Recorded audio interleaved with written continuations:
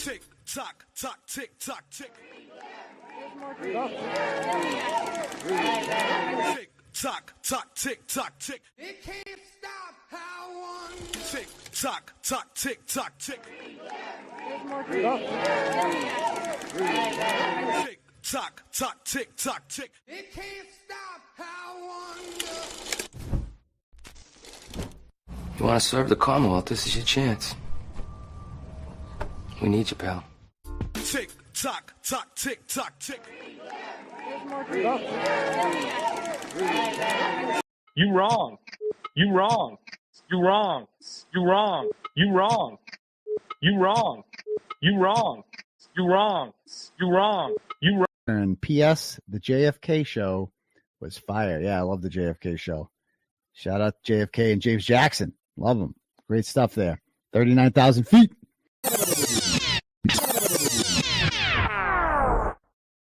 5, 4, 3, 2, 1, 0. This one's explosive.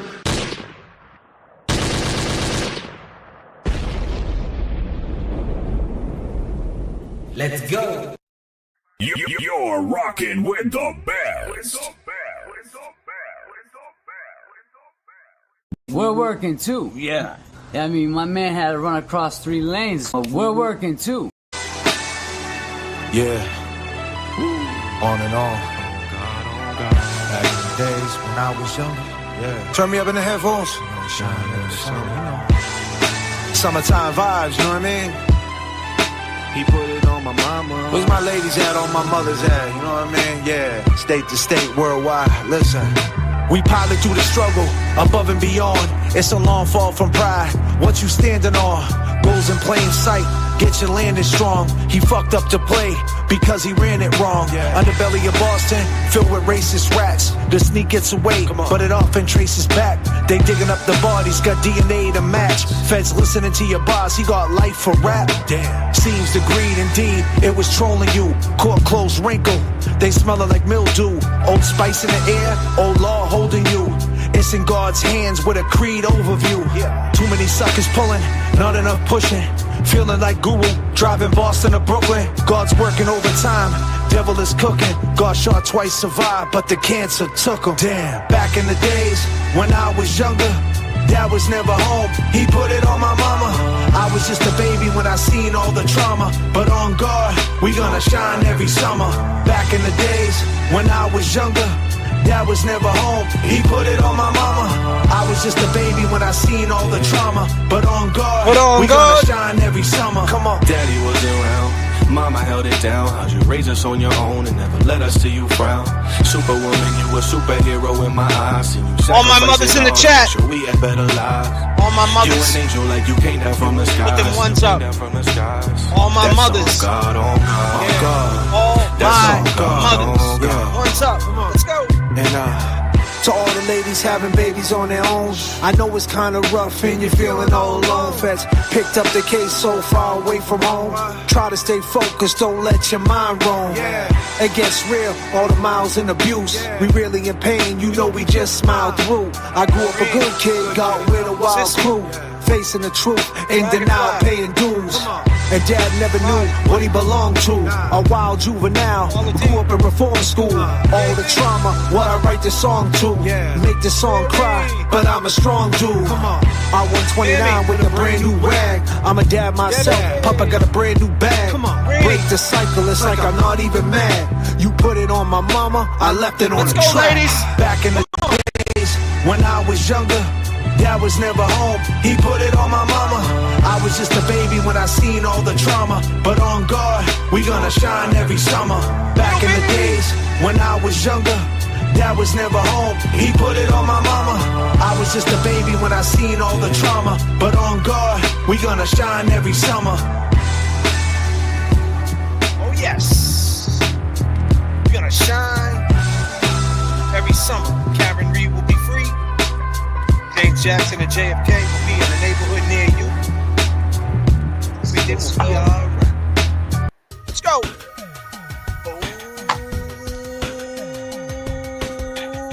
Oh yes. Now currently Flying with JFK and James Jackson. Kelly Garcia, what up? Blue Eyes, what up? Fergie, Do It. Los Angeles. JoJo. Laura Pike, my girl, what up? Standing Stones. Karen Grogan. Dragonfly. Kiki. Come on, drop the comments so I can see you. Donna Gardner, what up? I need them comments to keep coming. I want to see who's up in here. Do my ladies oneness? Mary, there she is. I see you, girl.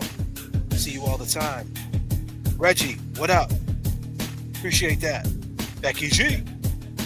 Yes. Loving my Boston boys. You already know. Smarty. Bukaki. My man. Cecilia. Lover. Nice. Donovan. Dragonfly. Bailey. GG. Yes. Scotty. Paula D. Standing Stones. Bougie. Mindy. Cat. Mama J's up in here. James Jackson is currently on the control panel. Wow. Wheels up. Pro Hack. Roma Carey. TNA now. Lynn Girl in the house. I see you. My favorite male humans, Misty. You already know. Wheels up. Full melt. Sissy. Woo. Yeah, we got 214, James. We got a full flight. First class all the way. First class. Mark S. Shocking Ira. What up, Mark? Spring. What up? Mary P. John Trott, my man. What up? Danny Thomas, you already know, 39,000. You made it, TT from SB. Jay Janoni's back in South Boston right now. James Jackson in co-pilot seat ready to take off. KK, dead of mass. All my mods, Bukaki, making changes. What up, Bukaki? Lisa Davey, my girl. GG. Window. I'm gonna go down the line. I keep shouting y'all guys out. I love all y'all. 207. Spring, I see you again. Misty, you already know. I'll keep shouting you out. Chap rats in the hizzy. Yay, Jay. D-Dot. I'm envious of the fit game. Well, you gotta do what you gotta do. What up, JFK and James? Forrest Dumps up in here. Got the best name. Jess! Yes! Kelly R. Wow. Woo! Yeah, it's like that. Having fun right now on the takeoff. I got my co-pilot book tonight, Jay. We got Kelly Reed's up in here. And I got my co-pilot's book. You looking good, James, over there. Thank you. Trying to be professional. We working too. Yeah. We working too. Yes. Oh yes. There's a lot going on, James. Oh God, there's a lot. Turtle Boy's on a warpath. Hey, can you blame him? Can you blame him? He's sick of this shit too. He's like, you know what? I started this whole shit. And this is the fucking thanks I get. Oh, man. Oh, shout out to Turtle Boy, man. Free Turtle Boy. Yeah, for real. Trisha from Maine, I love you guys. Well, we love you too, girl. Appreciate you. Thank you so much. That's so awesome. Go ahead, James, man. Take over what you want to start off with. I got to go into the YouTube because there was a woman. She's probably watching right now. Cat's Pajamas. She said she might have got blocked. Did any of our mods block Cat Pajamas? She's always up in here. She's a good person, man. Yeah, she had hit me up and said she might be blocked. So I gotta run a warrant check real quick. Running warrant checks already. Yeah, God damn. you know, I mean, at least the mods, the least you could do, I get it. No, you know, nobody's putting pressure on nobody. I already see the nopes coming out from the mods. Listen, the least if you do something, all right, calm down. This is a disclaimer. We don't know how it happened, but if it did happen, just give JFK, give me a heads up, because we get inbox like, what did I do? I didn't mean to do anything, and some. I mean, it might not sound like that, but it is what it is. Yeah, they blocked Kelly, got Kelly everything, so we try to get that straight. I mean, we try to keep everybody. You guys, the long game is, man. We don't want to see one of you is gone because of maybe something in the comments. I gotta do it in here. I gotta do it in the computer. Go ahead.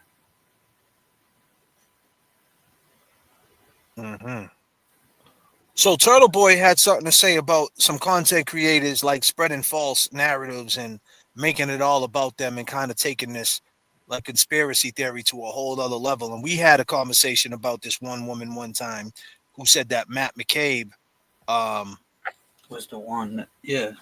And we had like that same like take, right? We didn't mean any harm or whatever, but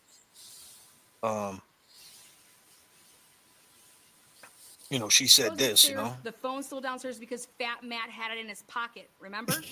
Then Fat Matt takes it out and he starts doing shit. You ready for this, baby? Fat Matt texts that group from her phone the 2 times. Fat Matt deletes 2 screenshots. Fat Matt then makes the How Long to Die 2:27 and 40-second motherfucking search. Well, Jen is up in her bed, laying there like the dead fish that she is. Oh, okay. God damn. Dead fish. He goes upstairs. The phone's still downstairs because Fat Matt had it in his pocket. Remember? Then Fat Matt takes it out and he starts doing shit. You ready for this, baby? Fat Matt texts that group. Hey, man, what's up, guys? Kevin from South Boston. So we had a similar situation where we were like, listen, I think we go too far sometimes, and we have nothing against that woman. She came up with some ideas, and then there's another woman called, we actually on the last live we talked about it, Boozy Badass, no Boozy Beauty. Beauty. I think that's her. I think that's her. I think that's the same one, to be honest with you. I'm not sure because I don't know her like that. I don't think it's the same one, no. Yeah, I think that was Boozy right there. No, I don't think that's Boozy. I think they're different people. But what do you feel about that, James? Like people like spreading their own narratives or whatever. Is it a good thing or is it a bad thing? It's a yin and it's back to the yin and the yang. It's a good thing as far as I get it. People their minds are going. They're trying to be what's the word I'm looking for? They're trying to be, proactive in this whole movement and find ways out or different scenarios, right? That's all cool. But don't, spreading a false narrative, that's not cool. Because now somebody may jump on that or hop on that. And it's tricking the mind back to, you're not getting the facts is what I'm trying to say. Like she kind of jumped the gun with it. Maybe do a little more research on it instead of thinking, shit, I got it. I solved the case. I mean, if you really felt like that, you solved the case and this is the answer. I mean, shit. You stand on that. Like we stood on the waterfall. We got shit for that the whole time, but we still stand on the waterfall video. Yeah, Cat's Pajamas got blocked, bro. For real? Yep, I just unblocked though. Cat's Pajamas, you're unblocked, girl. If you're watching right now, I don't know who blocked you. I didn't block you. But she's probably watching right now. If you're watching right now and you jump in the chat, say what up so we know you're up in here. Because she was really... Yeah, she's always up in her. Cat's Pajamas. She spelled it with the K-A-T-Z or something. Yeah, she was... She's always up in there, man. And she's very active in the chat. Yeah, and she was taken back from that. She was kind of sad. But I'm sorry about breaking your thought, James. It just popped up. No, that's cool. That I definitely I definitely would like to get that squared away over. But yeah, it's just basically a false. You don't want to be spreading false information and putting shit. That's like the type of shit Plevin does sometimes. Well, I ain't gonna say sometimes. Disclaimer, all the time. You know, Shit is wild for the night, son. yeah, and it's like, are you doing it for a cheap pop? Are you doing it because you really believe in your mind that happened? Maybe. I don't know. It's just that we always talk about what matters in the courtroom at this point, you know?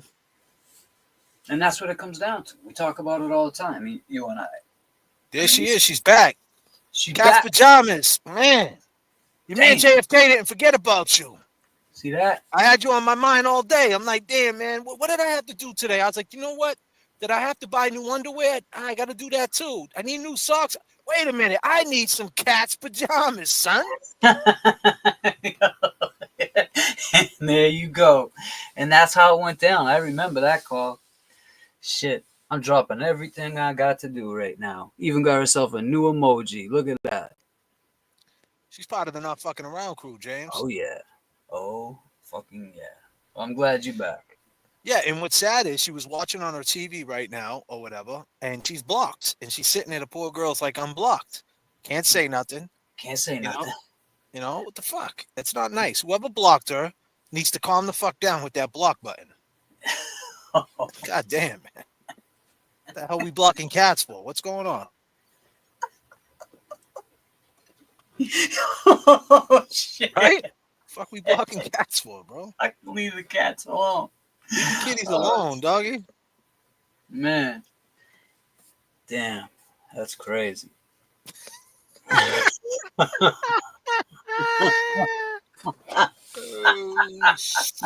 Hold on a minute, James. You're fucking the whole plane up.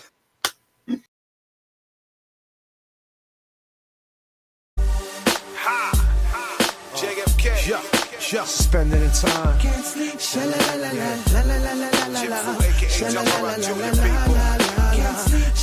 Everybody got two hands, right? But it's like I'm always lending one. Lullaby and good night. Don't let the bed bugs bite. It's time for owner gets to sleep.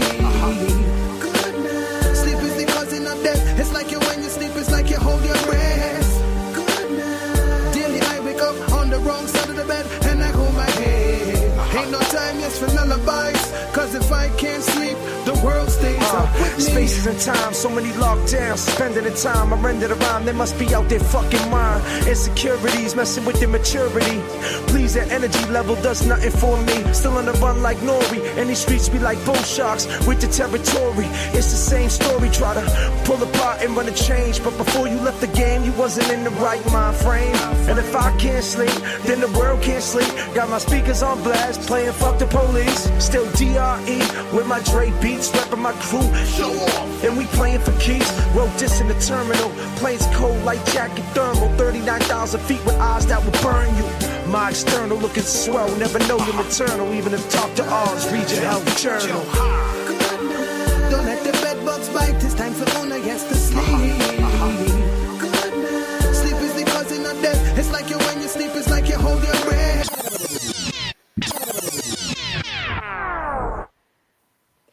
If you like that song, that's me featuring Chip Fu from the world famous Fooshnickens. I'm a true Fooshnick. Chip Fu. Leave it a dirty. Heaven have mercy. Chip Fu. It's crazy about that song though. That song, I did that song in 2010. I have it on my Bandcamp right now, part of my 1000 Nights album.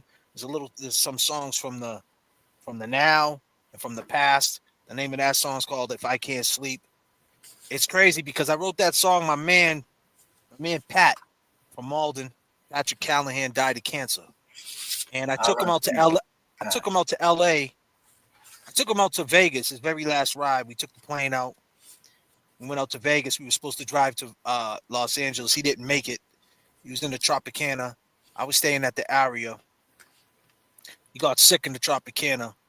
And I had to get him back on the plane to go back home. He went straight from Vegas to MGM. He never made it out the hospital. But the point is, I wrote that verse when I was in the terminal. I was like, planes cold like jacket thermal, 39,000 feet with eyes that will burn you. My external looking swell. Never know your internal, even if Dr. Oz reads your health journal. Bars. Oh shit, James! That was 2010. So I wrote that based on thinking about my man Peasy because Peasy been 15 years, huh? Nah, it hasn't been 15. What 2011 did that? That hasn't been 15 years, has it? Yeah, it's 15 years. Holy shit. Shit. Yeah, something like that. It's close to it, right? Wow. Woo. Yeah, man. He had his son was 5 years old at the time, man. Yeah, and unfortunately, I had just went last year. Was it to his son's mother's funeral? Peasy's. Yeah, man, and it's Crystal died. Yeah. So the son now had lost both his parents, and I got to talking with them and stuff, and hopefully the kid, gets a right path in life and a good chance that we didn't get growing up. And I tried to, because it's funny how time works. We talk about timing all the time, and I just seen it. I seen it around how after the service, how everybody was, just drinking. Nobody was really talking to the kid like that, and I was talking to him like that. And I hope that he gets that guidance and going forward, because man, he's just like, he's an adult now. He's probably what, 21, 22 now. No, he's probably just about 18, Maybe like 19. Yeah, maybe 19, I think. Yeah, I think he like said 19 or 20. I thought he was 20. But anyway, you get... Well, he was 5 in 2011. So that's what. So he's probably like 19 or 20. Yeah. But, yeah, man, it's just very unfortunate and sad that happened, especially to Pat so young. Well, the thing about what happened with Pat was, so I was doing my thing. This is 2011, like right around 2008 to like 2015. I was on fire out here with the music. I had a hell of a run. I was doing a lot of shows. Boom bap hip hop. The Boston music scene was thriving. Our style of music, hip hop, real hip hop, traditional hip hop. No matter how you look at it, lyricism, art, creativity, the shit that's ages well. The stuff you still put on to this day and you still like, just good music, just like how you did just now. Exactly. So I was in the Middle East, and my brother's in there. My brother's like, "Did you hear about Peasy?" And I'm like, "What's up with Peasy?" Pat. I'm like, "What's up with him?" He's like, "He got lung cancer." I'm like, "Nah." I'm like, "Really?" He's like, "Yeah." I'm like, "Nah, man." I was like, "You're saying that?" I was like, "You're just saying that like it's nothing to even say. Like you just said it in passing. Like, hey, you heard about Pat? He got lung cancer." I'm like, "Damn, son." Like it hit me. I'm like, "What do you mean? Like what?"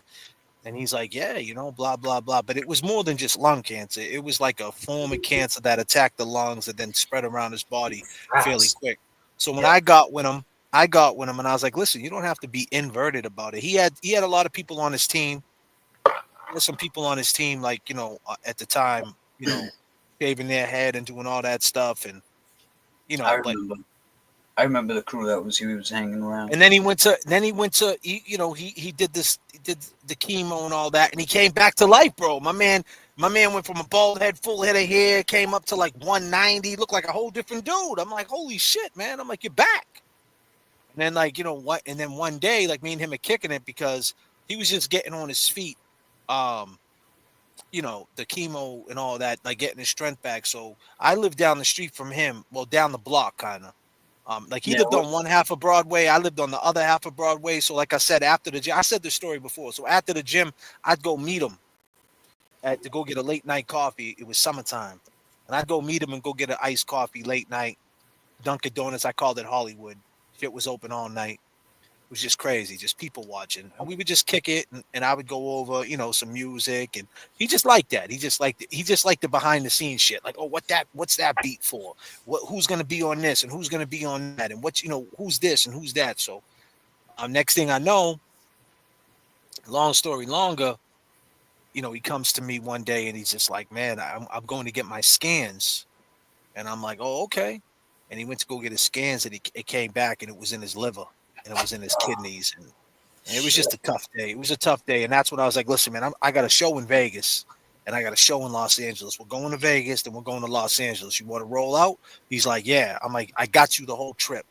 So boom, I booked the trip, got him on the flight to Vegas, and he had a great time, man. And that was his last. I spent his last time in Vegas. You know, I think that was August, and he passed away that October.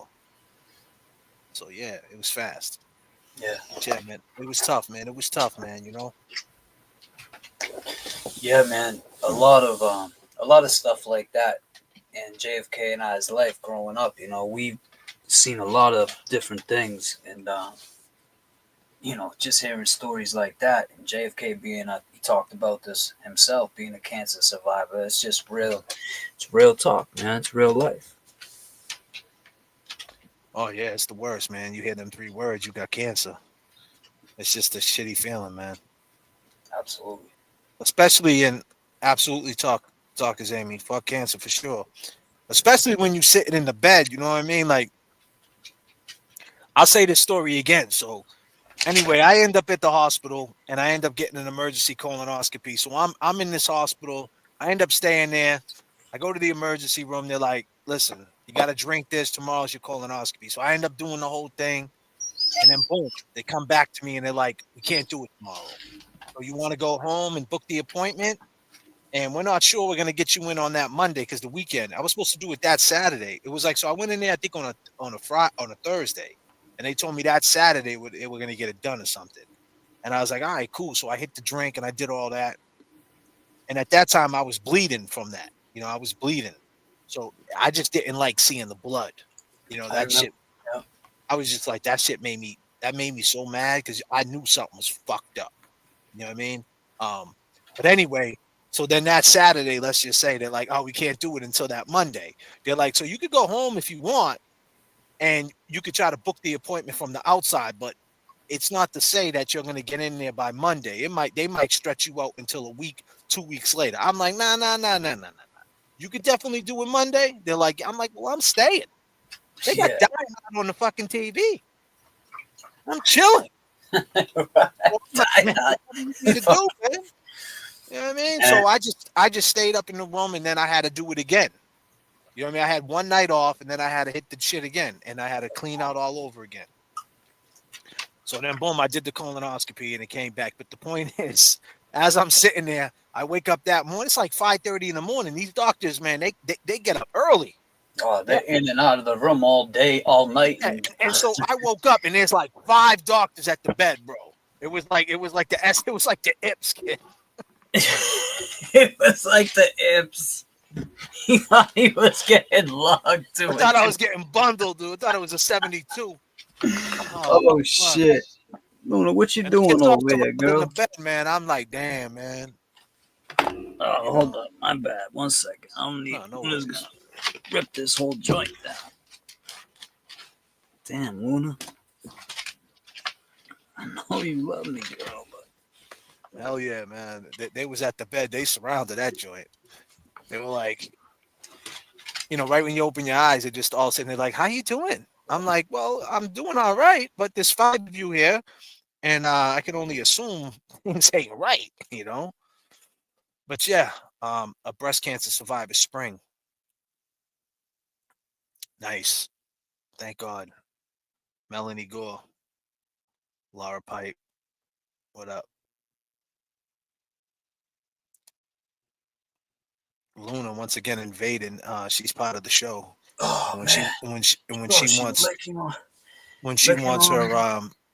she wants her spotlight, she takes it. I have a question, JFK. Well, Holly Chick, we have an answer. I have cancer and it's brutal. God damn, Lona.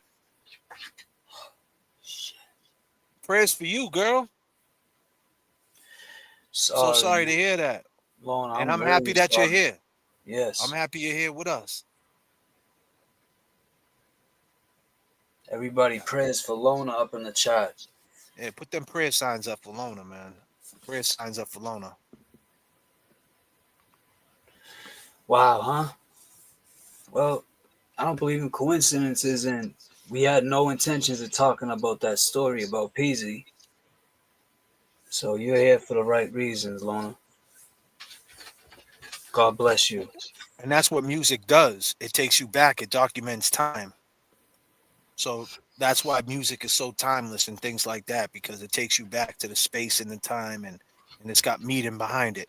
You know, AI is cute, but there's never going to be no meaning behind it. There's never going to be no backstory to it. You know what I mean? It's not gonna age well. It's not. You know, it's good for YouTube and all that, but it's not. Most people write songs underneath something happening. Most artists, you know, whether they're in the studio and, you know, someone like James had mad shit going on. If he wrote something about his son, AI is not going to capture that feeling. They just can't. It's just you can't. You know, you can try, and you're selling yourself short if you really think that AI is other than AI. You may as well just you know what I mean. It's just we can't dumb down music. That's one of the main things that helps so many people. Music. It brings all of us together. Whatever music you like, country, rock, classic rock, metal, hip hop, whatever, reggae, whatever you like, whatever your fucking vice might be. Mm-hmm. You know, we don't want 20 years from now on a radio station just full of AI. I'm a Barbie girl in a Barbie world. Fuck that. It's fantastic. We don't want that shit, man. Oh man. You know what I mean? Yeah, nah, definitely not. You know, I mean, it's great. It's great for this. It's great for on the fly stuff, and go, you know, and putting it, you putting know, things together like intros and talking about Higgins, the waterfall. That shit, yeah, I mean, all that stuff shit is stuck great. in my head. Yeah, That stuff is great. That stuff is great. Yeah. But I just think it's more important if you're gonna do a song about the waterfall. Me personally, like when my song "Read Between the Lines," that like I really sat back and thought of every word, every line, and put it together. Went to the studio, like all that means something. The work means something. It really does. It to me, it does. I don't know. Some people might not see it that way, and that's okay, and I'm cool with it. You know, not everybody's like you, dude. Not everybody is like you. That is a fact. We said we had a question up in the chat. What was that question? I was looking for the question. Someone said, I got a question, JFK. I said I had an answer. I didn't see the question. I'm trying to answer your question. Try to keep it 100. I got some turbulence here. I got She Loves Us from Maine. Little B hit us with the 5. Kevy Kev, facts, guys. Free Karen Reed 2025. You already know. Kevy Kev's up in here. Desiree. Oh my God, I freaking love you too. Keep missing you guys. Love the new graphics. Keep doing the right thing and don't fuck with cats. Absolutely not, Desiree D.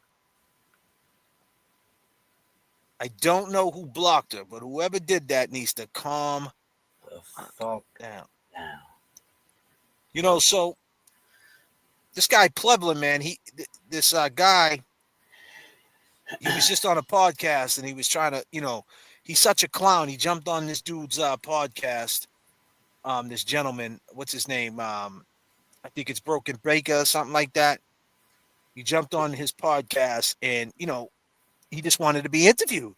Hey, interview me. Talk about my book. Did you read it? Did you read my book? Yeah, he wanted to fucking read it. Yeah, he wanted that interview. Instead, Broken Baker, you know, was like, man, obviously Broken Baker don't like this dude. But what I got from it, the main thing that stuck out to me was this bullshit right here. That we're running into here is I have talked to a lot of witnesses. For example, I'll reveal this here. I have had lunch with Brian Higgins, talked to him fairly regularly, and at one point got a butt dial for Brian Higgins. But I treat everybody objectively. You try to get to the story and try to find out what happened, and then here that we're running into here is I have talked to a lot of witnesses. For example, I'll reveal this here. I have had lunch with Brian Higgins, talked to him fairly regularly, and at one point got a butt dial for Brian Higgins. But I treat everybody. You got any guns on you? No, papi. No, papi. No, I ain't your papi. Put your head down. No, papi. Keep your hands there. You got no knife on you? No, papi, nothing. You sure? Yes, papi. I ain't your papi. Yes, officer. Yes, officer. So what are you doing? Are we smoking the tobacco? The tobacco? Yes, You officer. sure? Yes, officer, I'm sure. You wanna go home, Papi? Well, you call me Papi again? But officer, Mr. Damiano. Again, you call me that. Don't call me Papi again. All right, Papi. All right, officer. Man. Oh shit. Call me Papi. Tato. Oh shit. But man, listen, real quick, if I could say anything about that, I'm gonna call bullshit and say Plevin did not have lunch with Kevin from South Boston for two reasons. The first reason is I don't think Higgins would hang out with you because you're a clown. The second reason is if you wanted us to take that serious, why would you add in that little he butt dialed you? Right there, you lost me at that point. Right? I mean, that's just you. If that really happened, I mean, who knows? What do I know? I mean, you know, a butt dial is a stretch, bro. That's a stretch. And honestly, Higgins would hang with you. Why would Higgins got two houses, right? He's an ATF agent. What the fuck does he got in common with you? It doesn't even look like you. I'm just saying. Oh, well, seriously. Kevin from South Boston. You got this dude, Kevin. If you're watching right now, I know. You know, we got a crazy relationship, me, you, and James. We do. But, you know, Kevin, we got faith in you, man. We think you're going to be all right. We think if you do the right thing, you'll catch a bid. You'll do about a 7-piece chicken McNugget, and you'll come home, bro. It's what it's going to come down to. You know? You said, what are we going to do? What did he say, James? What are we going to do when we find out that she did this? I appreciate you and James, right? What are you gonna do when you find out that she did this? We got a crazy relationship. I mean, Kevin, we made it. We all made it. Me, you, James. We all made it to Howie Carr. We made it big time, Kevin. We was just on the Howie Carr show, Kevin from South Boston. Now you got this clown here that we're running into here. Is I have talked to a lot of witnesses. For example, I'll reveal this here. I have had lunch with Brian Higgins. Damn, Kevin from South Boston. That's the person who's representing you? Come on, Kevin. I mean, listen, I'm free Karen Reed, man. I think you can dance. That's a fact. I think Kevin from South Boston. I think if you put the beats on Kevin from South Boston, our boy Higgy can get jiggy. He can get it in. I really do, Kev. I mean, shit. The ladies like you, man. You got that, Karen. A couple of girls hit me up, Kevin. You heard, you know. Yeah. I seen them. They hit me up. Listen, I can't believe it. I fell for that man. One said, Kev, that he's good looking. She said he's really good looking. She said that your teeth are a little duffed up, but that's okay. You can get them fixed. You got the good insurance, bro. You need to take care of that ASAP. Yeah, go get them shits fixed, man. Go get some new furniture. Who cares? Woman can get their titties done, their butt done, Botox. Why don't get a new grill? Fuck it. Right? Facts. Kevin, we're on your side, man. We want you to do the right thing all in all. When people say, we want you to do the right thing, man. Like, I truly believe there's a connection. All three of us made it. We made it to the Howie Carr show, man. We fucking made it. And now this guy, Plevin, is saying that he went to lunch with you and you butt dialed him. Come on, Kev. You gonna let him get away with that? You might want to go find out where he's at. I mean, that's like come on, you know that dude Plevin, man, got some shit with him, Kevin from South Boston. Who would you rather hang with? Would you rather hang with me and James or Plevin?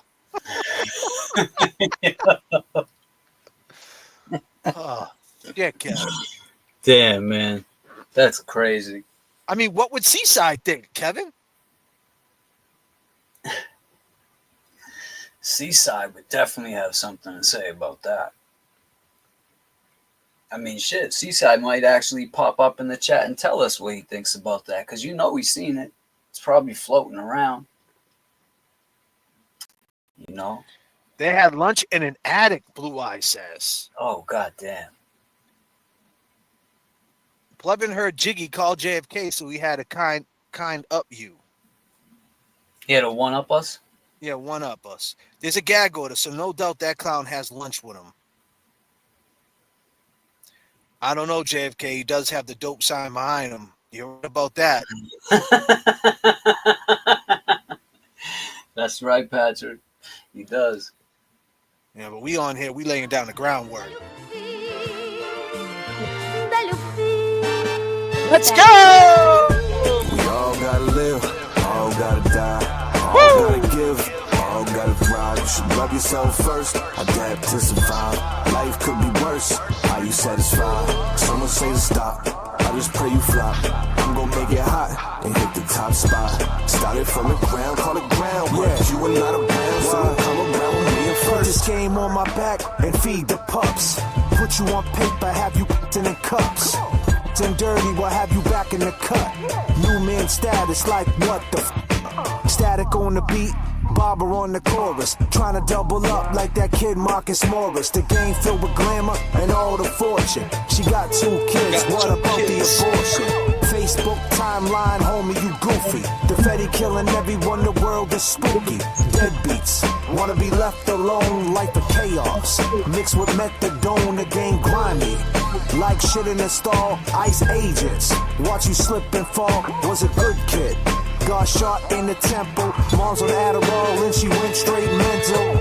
In the LX 450 with the lift kit. 1997 like we listen to Big. Going viral, was his claim to fame. Never knew the streets, never knew the game. BBS gold plated, you so on the sport. Shut the up and pay your child support. Feel my fury like Tyson, you ain't that wild. A one-trick pony with a weak-ass style. We all gotta live, all gotta die, all gotta give. Cynthia! You should love yourself first, adapt to survive. Life could be worse, are you satisfied? Someone say to stop, I just pray you flop.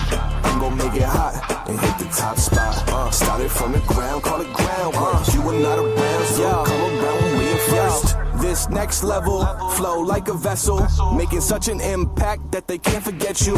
No time to slow, keep it on the pedal.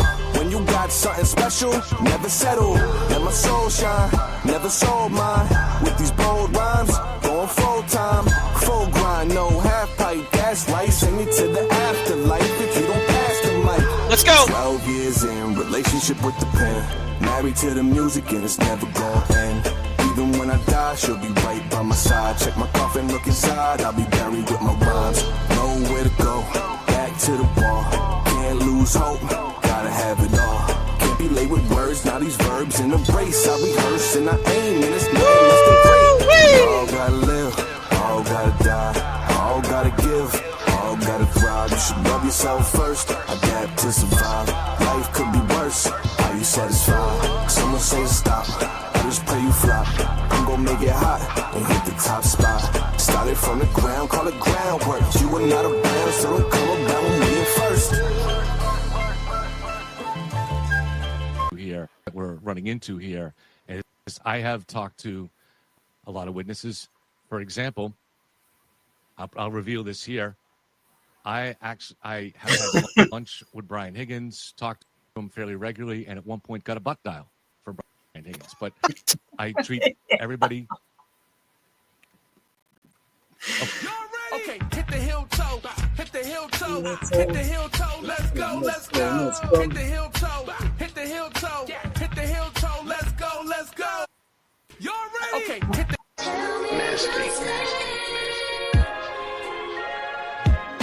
Please don't go, girl. You would ruin my whole world. Tell me you'll stay.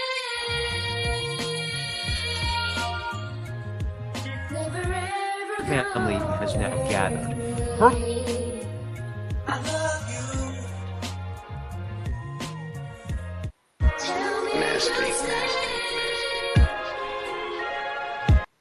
Don't believe the hype. Yeah. Don't believe the hype. Yeah. Don't believe the hype. Don't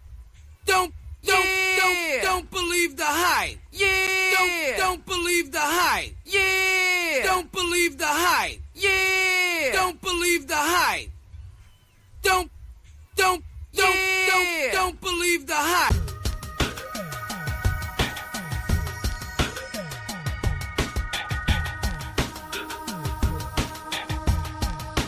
I could sense from her that she was looking at me.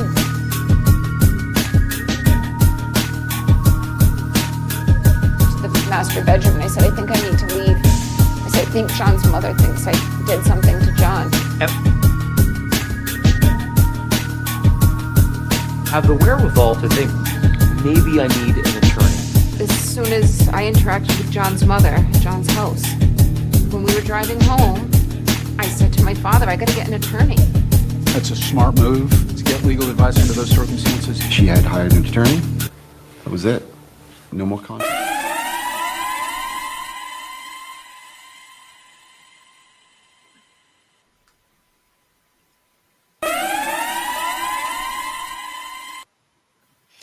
Damn. So she got a lawyer right off the bat. Well, you know, I was just thinking about that, Jay. When you're facing a situation like that, and this is before the arrest, you're saying? You're talking about like that? that night, right after she said she talked, and that one right there, she said that, and that, I think that was what, that Nightline? Was that Nightline or Date? I think that was Dateline or Nightline. I forget. I think it was Dateline. That one was Dateline. She said right after she left talked to John's, she was like, I think I need, the mother's looking at me like I did this. I think I need an attorney. And then the guy, John's friend, said right after she lawyered up, they never heard from her again. And obviously there was a stay away order, so that's the reason. But the reason why I bring that video up and I bring that short little soundbite up is because that is, I would say, would be soundbite number one that Hank Brennan is going to use. Why would she get an attorney right off the bat? Why would she be thinking like that? What do you say, James? Yeah, well, now that I remember it's before, it's going to be a tough... I mean, it's the right thing to do. If she felt the energy in the house that everyone was against her, knowing the severity of the charges it could carry. Yeah, but you think she was going to get shot? That you think in that moment in time she thought that she was going to get charged with manslaughter? It's very tough to think that at that moment. I was thinking this was after and thinking, well, no, that was in the moment, and that is what they're gonna. That's but. So basically, what I just did, chat, was I just brought up a little clip because basically, where me and James always are, we speculate like everybody else. We speculate, but we always talk about what matters in the courtroom. Right. If you look at what I put up here, that's on the video. It's 4/7/2025, people. It's April 7th. How we doing out there? Message from the flight deck. We are at 10. How we feeling, chat? We are at 10. This video reads, when does the trial begin? We're at 10. What's going to happen inside that courtroom? What sound bites are going to hurt her? What's not going to hurt her? Like, things like that. We talked about it earlier on the phone, James, how they can trick the jury, make them say, well, they want us to believe someone else did it. We don't believe that. We don't believe their story, the Commonwealth story. Let's just say like they did last time. We don't believe their story. So if they don't believe the Commonwealth story, I mean, the defense's story, then does that make them believe the Commonwealth story? And that's what I think the Commonwealth is betting on. Well, all we got to do is just prove what they're saying and then say, is she at fault? And we talked about the timeline from 508. Boozy did a video. How many of you guys think that was the police in back of her? In the video with Boozy? Let me get a show of hands. Do you guys honestly think that's the cops that was in back of her? Do you think she was being tailed? Do you think it was a coincidence that the police just happened to be on that street at that time? What are you guys thinking? Do you guys think the credibility of Boozy's trash? How do we feel about Boozy? Because I was on Turtle Boys Live last night, and I seen her video with the police car. It makes you wonder. Yeah. It makes you think. It just makes you think, like, damn, what if the cops were on that street? Right. Right? I mean, it looked like a cop car to me. I don't know if that matters in court, though. I think that's the ultimate point. Right? Someone said it looked like a plow. I never seen plows in this area of the city with red and blue lights. Trash. Why would they have the lights on? No. No coincidence. Nope. Ben Trouble, Be in Trouble said, or Ben Trouble, Hammerman said he does. Plows. Who's familiar with the plows in Canton? Yeah, do they have the red and blue light? I don't think they can have red and blue lights, plows, unless it's owned by the state police. But I don't even think state police have plows like that. They just, hire somebody. Someone gets a contract. Yeah, I've never seen a plow with blue and light trucks either. All right, so you guys don't believe. So obviously we're just talking. We're not trying to shit on nobody, but we just trying to make a point here. So we don't believe it was a police car. But how many of you guys believe that they put the phone outside on the lawn?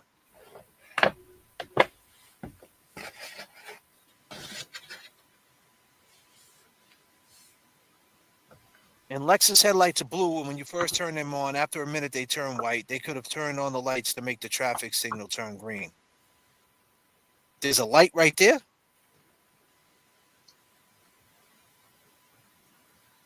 It kind of looked like she came out of the driveway, turned, and then turned.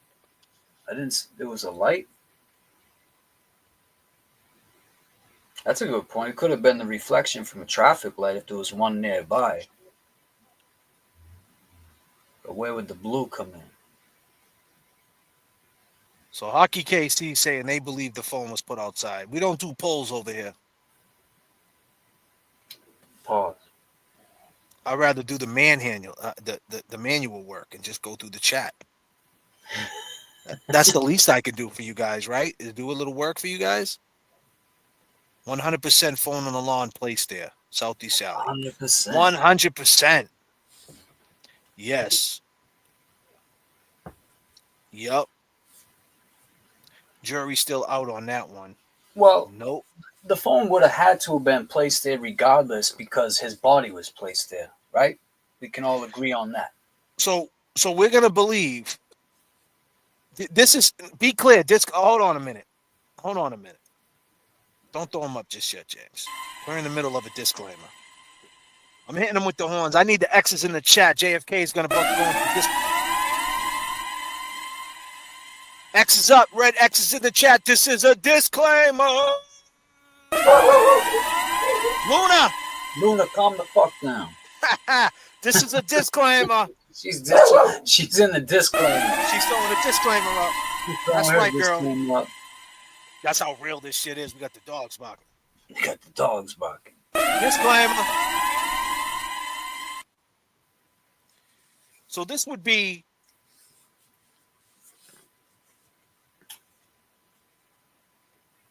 Mama Days, Becky G, Caitlin, DG. I love all y'all. Drea, what up? Drea. Lisa, what the duck, my girl? How you doing, what the duck? How we duck. feeling today? It's a vibe. Hey, by the way, Cat. Oh, this is a different Cat. Well, Cat's Pajamas, thank you for the 10 memberships. Let me jump on that right quick. Cat gifted 10 memberships. I appreciate that so much. And Cynthia, Plevin Mons made them both sandwiches for lunch, right? That's a good one. That's a good one, Cynthia. Shit, she made them BLTs, huh? Thank you, Cynthia, so much. I appreciate you. Becca Boo, thank you. To be blunt, Meatloaf. we got the X's up. We got JoJo with X's all over the screen. Damn. So here's the thing. Here's the thing, man. This would be the new stuff coming out, right? Someone placed the phone out. That's the new narrative because this is fairly new. I heard it before, but this is something that we're pushing now. Someone walked fast, placed the phone out there and left it there to get the phone out the house. That's new. And now we got this new piece of footage that allegedly there was a police officer at 1 Meadows Ave. So this is two things that are it's pretty big, right? Sorry. No worries. This is two big things. So we would believe that someone walked out the house, put the phone out there, had the know-how in the middle of this situation going down, in the middle of this cover-up. Get the phones out the house, put it outside now. Go run out there and do it right now.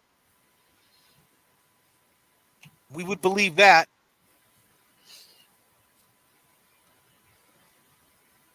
But Dragonfly would say, why would there be a police car? But we wouldn't believe that. Exactly. I don't know. What's more likely to believe? Would you believe someone had the know-how? So Jen McCabe and all these people, and we talked about this before, be clear, all my long gamers know. You would want us to believe. So first it started with the Matt McCabe did all this. And then it segued to they put the phone outside. So now we got Matt McCabe did it all. 83 feet, they put the phone outside. And now the police are tailing him. I mean, this is a lot different than when it first started. That's what I'm saying. Time reveals more as time goes on. And it can be a good thing. It can be a bad thing. I mean, I don't know about the 83 feet thing. I think there's some type of, I mean, the fact that someone in the moment in time, now I get it. We talked to Norm and Norm said, listen, I wouldn't believe it either that someone ran it out. But then you got ATF agents up in there and ATF agents know to get the phone out the house. So he's right about that. I could see that. I just don't know why would Jen automatically started texting herself and all that to create a timeline. That's what throws me off about that. I can't see that. Giving away too much credit. And now we're saying, no way, Boozy Beauty is bugging. That was the police just happened to be out there. That was a tow truck. That didn't happen. And we're not supposed to believe that, but we're supposed to believe someone put the phone out for 83 feet. And then if you don't believe that, we should believe that Maddie McCabe made the butt dial how long to die in cold. And Jen McCabe was sleeping like what was it? The fish that she is, the dead fish that she is. Damn. Wow. Dead fish, huh? I mean, a lot going on. But at this point, I heard TB speak on it too. Why ain't the defense bringing this shit up then? It's like we say. Are they though? Are they? They could. That 83 feet thing is something that you would have to bring up, because if his phone did drop at 12:32 and it stopped moving, then that makes it where, and it's exactly 83 feet from the house. Now, like I said, we're in a disclaimer. We're still in a disclaimer. I want everybody to realize what this is. I don't want people to get confused. My point is, it's what's going on in court. I'm curious to know the direction they're gonna go, because Hank Brennan is going to say that he got out the car at 12:32, he got hit, and that's when the phone dropped. And now you got to say, all right, cool, you're saying at 12:32 this happened. Well, there's no way she could get there in 4 minutes. And then they're going to say that their defense is going to be like someone walked up and down the stairs from 12:24 to 12:27, and then you would have to bring that up. Someone ran. It proves that he was in the house, because now the phone went from the door to the flagpole. It didn't go from the flagpole to the door. It went from the door to the flagpole. So you would have to bring it up. So now you bring it up, And now when you bring it up, you got to say, all right, now where's that leave the phone calls though? How are they trying to find the phone if you're subliminally and suggesting and be clear, are they going to say everything we're saying? And Boozy said, and a couple other people said that they put the phone outside. Are they going to say that, or they're not going to say it? And they're just going to like throw it out there. Well, how'd the phone get there? We don't know. Now, if they do say the phone was brought out there, now where's that leave the text messages, the butt dials, and what was the reason for them? Now, the reason for them, though, in front of a jury is she was automatically planning an alibi. You want the jury to believe that now? What is easy to believe? Like last time, the belief was she was calling the phone and said they were butt dials because she was looking for the phone. That was believable to a jury. Like, yeah, man, I lost my phone. I call it all the time. But now you're saying right in the middle of it, she's doing the texts and all that to move the timeline up because they're going to blame it on Karen. And now, if that's the case, they're going to blame it on Karen.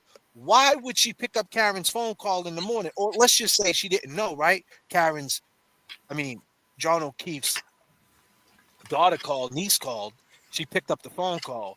But yet, remember, she said she hung up with Karen and she called Julie. Why would she hang up and call Julie? And then on top of that, why would she call Karen back and suggest to go find John with them if she knew she put the phone out there and she knew what was going down? Wouldn't she just want to be like, hey, go to the police and have her figure it out on their own? Why would she want to invert herself into it when she already knows what's going on? So, like, that's a hard sell. Does that make any sense what I'm saying, James? Yeah, it makes perfect sense. It is. It's a tough sell when you talk about it like that. I mean, it's a lot of information to gather, take back, and especially in time of they're gonna have to recreate all that and figure it out. So I seen a car crash. Man ejected. I was there first with him. The back of his head was gone, and he literally wanted to get up. I think maybe John was the same way. It doesn't matter. Stomach back. He wasn't hit by a car. That's what I'm saying. See, the thing is, we don't know. We don't know at 12:24 to 12:27. We don't know if he got hurt bad and he ran out to that lawn. Not dropped. Karen left. And then they were like, yo, come back inside. And then he came back inside. Then he dropped. But they're saying there's no way if that happened to him when it happened, he would have been done. Is that true, though? Because then that makes it to where no matter what, it's reasonable doubt. But the fact is that he dropped. Now you're saying that he dropped there, right? If it was him, he dropped there. And that means they would have to drag him back. And if someone put the phone out there, you're saying right then and there they're trying to plot and put the timeline up. No matter what, you have to bring it up though, because it's right into pocket with 12:32. If that is the last time the phone had movement, then that means there's no way Karen did it at the end of the day, because there's no way she could get to from 34 Fairview and 1 Meadows Ave in 4 minutes. So you would have to bring it up. The question is, how are you going to bring it up? And that's my question. So we believe that. We believe someone put the phone out there, but we don't believe the police were following her. Where was Higgins? that's a good question. Where'd he go? Didn't Higgins pull up to 1 Meadows Ave before and called her the weed whacker girl? Now, I'm not trying to throw more gasoline on this fire with Boozy Badass. Boozy Beautiful. I keep saying Boozy. That's a rapper. Boozy Beauty. My bad. I'm not trying to throw more gasoline on it, but I'm saying, okay, was it a mistake? That, like, now people say, why would they turn their lights on? I don't know. Was it a mistake? Did they not mean to turn their lights on? They hit the wrong button? Yeah, because someone said he went back and changed cop cars. Was it a different car he's not used to? And he hit a different switch or something? Who knows? I mean,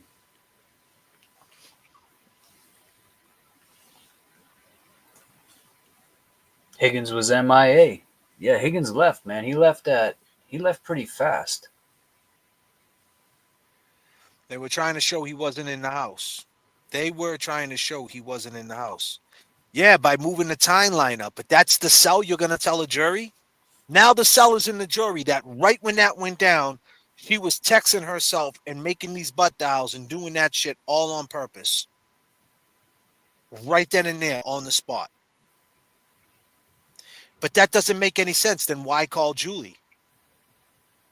She really called Julie. Why call Julie? Why call Julie? Why go meet Karen? Why? Why? If you know that's what you're doing, why would you want to meet Karen? You could just, she's like, hey, I'm driving around. Why go meet her? Why? Right. Yo, the other thing this is a little off, but I'm just thinking because I saw it come up in the chat.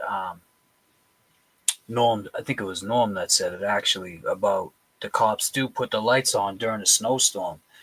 I remember back in the day, like in like elementary school, if we were waiting for a snow day, we would try to look outside and see if we caught a police car going up and down the street because they would put the lights on, meaning like you ain't got school. And we didn't have to go to school that day because we knew it was a snowstorm, a snow like emergency or something. So I don't know what day it was that, like, if the kids had school the next day or if it was actually, it might have been school vacation around that time. Kevy Kev is heated, huh? A lot of Kevy Kev wants smoke with Kevin from South Boston, man. I'm telling you, bro. He said he wants smoke with him. Yes, I'll put LED headlights start out blue and then turn white after about 30 to 45 seconds. Yeah.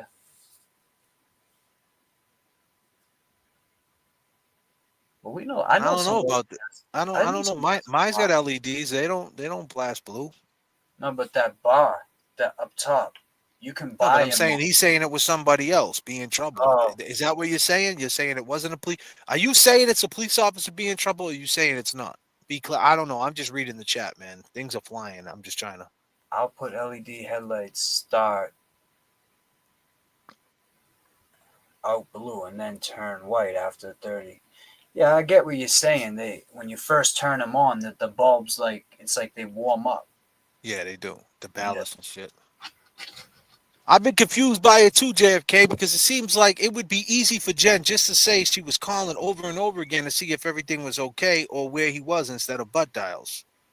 Right. That's another good point. That's another good point. If she wasn't looking for his phone, why not just say I was calling looking for? Like, it just doesn't make sense. But that's my question. How are they going to address that? How are they going to address that 83 feet and the phone dropped there? Because that's a smoking gun. Well, the phone's lined up exactly 83 feet. The phone was there at 1232. That was the last movement. From 1224 to 1227, he went up and down flights of stairs. You want us to respect that data on his phone. We'll respect the Apple data. And then at 1232, it stopped moving. Karen wasn't there. She already left. There's no way she could have been there because guess what? It takes 6 minutes just to get to One Metals Ave. So she wasn't there. We don't know what happened. Question is, how is he going to get Jen on the stand? Is he going to bring up the butt dials or they were butt dials? Why were you doing it? Is he going to go with the same strategy? You were looking for the phone, or is he going to go with the strategy that you put the phone outside and now you were hitting that because you were trying to raise the timeline? I don't think he should touch that raising the timeline shit. I think he should just subtly say, oh, they were butt dials? Really? For what? You sure you weren't looking for something? What were you doing with the phone? Don't suggest that. Whatever you do, it's just a hard sell. It's a hard sell because now the How Long to Die in the Cold, think about it. The shit that was open, she had her daughter's basketball thing opened, and now we got to believe that she was moving timelines up and went home and was, Googling basketball. Then it's just a hard sell, man. I just wouldn't go in that direction. I'd put it out there, but I just wouldn't go in that direction because now you confuse the jury. Because if the jury don't believe it, now it's 50-50 on the roulette table. Now they're like, well, I don't believe the defense. I believe, and I don't really believe the Commonwealth, but I don't believe the defense. And and the Commonwealth are the good guys. So fuck it. We'll just charge it with them. She was a part of it somehow. Manslaughter. Boom. Smoked. Done. Yeah, that's all Peace. it takes, man. That's all it takes. So don't confuse them. And that's what they're betting on, to confuse this jury. Now, be clear. We talked about this before. What the duck? Let me answer this real quick. I think the phone was inside with John until he was put outside. GPS is inaccurate, as you think, according to my kid's GPS. She was watching a movie in the parking lot of the theater last night. Well, I think it's not the GPS in his phone, what the duck. I think it's the data in his phone, where his phone was, like find your iPhone and all that shit. I think it was that. Yeah. I think that. I don't But think it was the Navi. Didn't they say they used like, instead of using Apple software to figure all this shit out, everyone in there had an Apple iPhone, and they used the opposite. They used like Android, like whatever the tech used, I guess, was Android. I believe so. I think that's what they did in the beginning.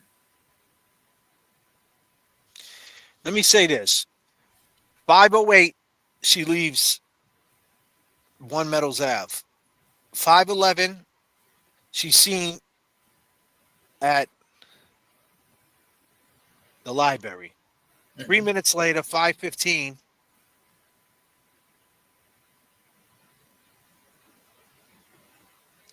four minutes later, whatever, 5:15, whatever it was, she was seen at going towards the waterfall, right? And 3 minutes after that, she was seen in front of the temple by 5:20. And then at 5:23, so be clear, 508, she leaves 1 Meadows Ave. And keep in mind, the only reason why I'm saying this, people, is because this is what Hank is going with. They went with it with Lally too. Yeah, they're gonna. Lally did it too. It's gonna. But be it's gonna be on steroids this time, right, James? Yeah, absolutely. It's gonna be on test 400. But man, like you said, man, it's gonna be the first thing the soundbite that he uses, and then he's just gonna start dropping them, soundbite after soundbite after soundbite.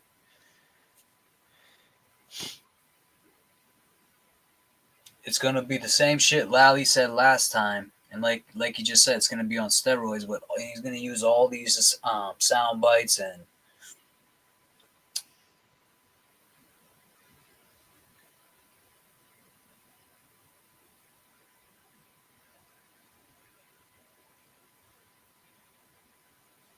play some of Lally.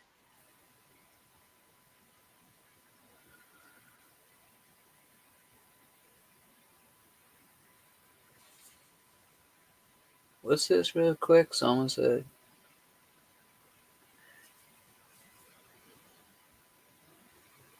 Push on Bill.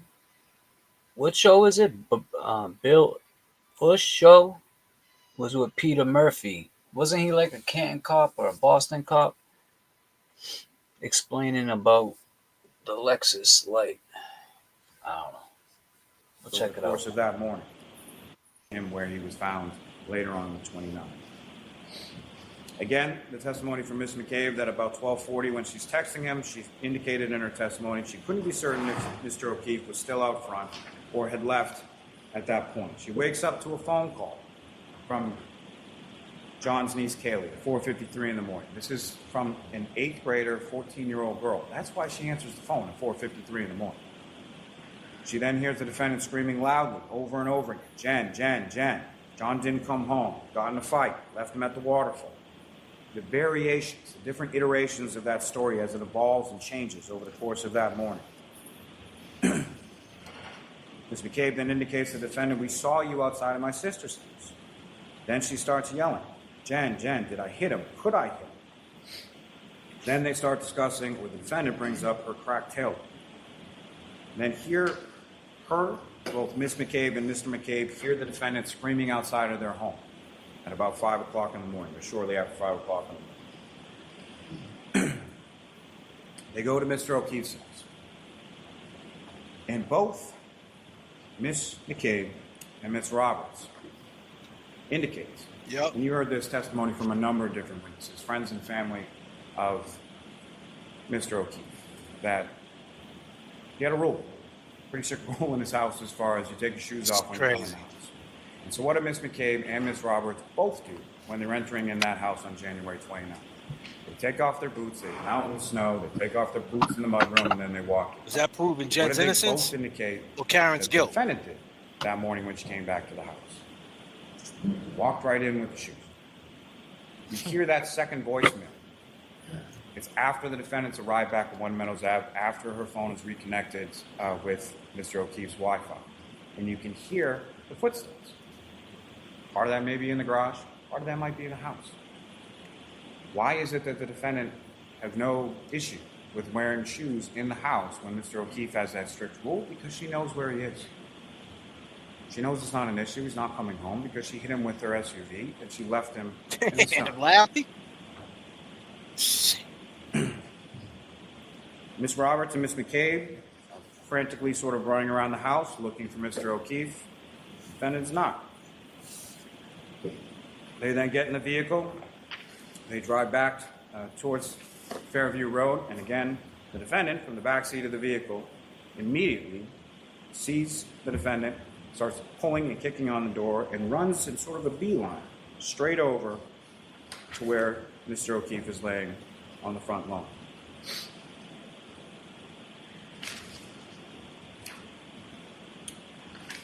We have the testimony from over the course of that morning, him where he was found later on the 29th. Again, the testimony from Ms. McCabe that about 12:40 when she's texting him, she's... Now, look at the first one he says. Listen when he says at the beginning. Now, keep in mind, this is going to be the same. Keep in mind, Lowley's still on the team, right? Oh, yeah. He's still there. Yeah, he's still there. So they're still going with the same shit. It's just going to be a different dude spitting it. Yeah. It's going to be a remix. Exactly. Good way of putting it. This is what he opened up with too, like pretty much in his openings, like telling the. No, that was the summation. Oh, that was the nail in the coffin, so to speak. Yeah, and Hank's gonna deliver it a lot. It's gonna sound a little different. Mm-hmm. This is what he said to start.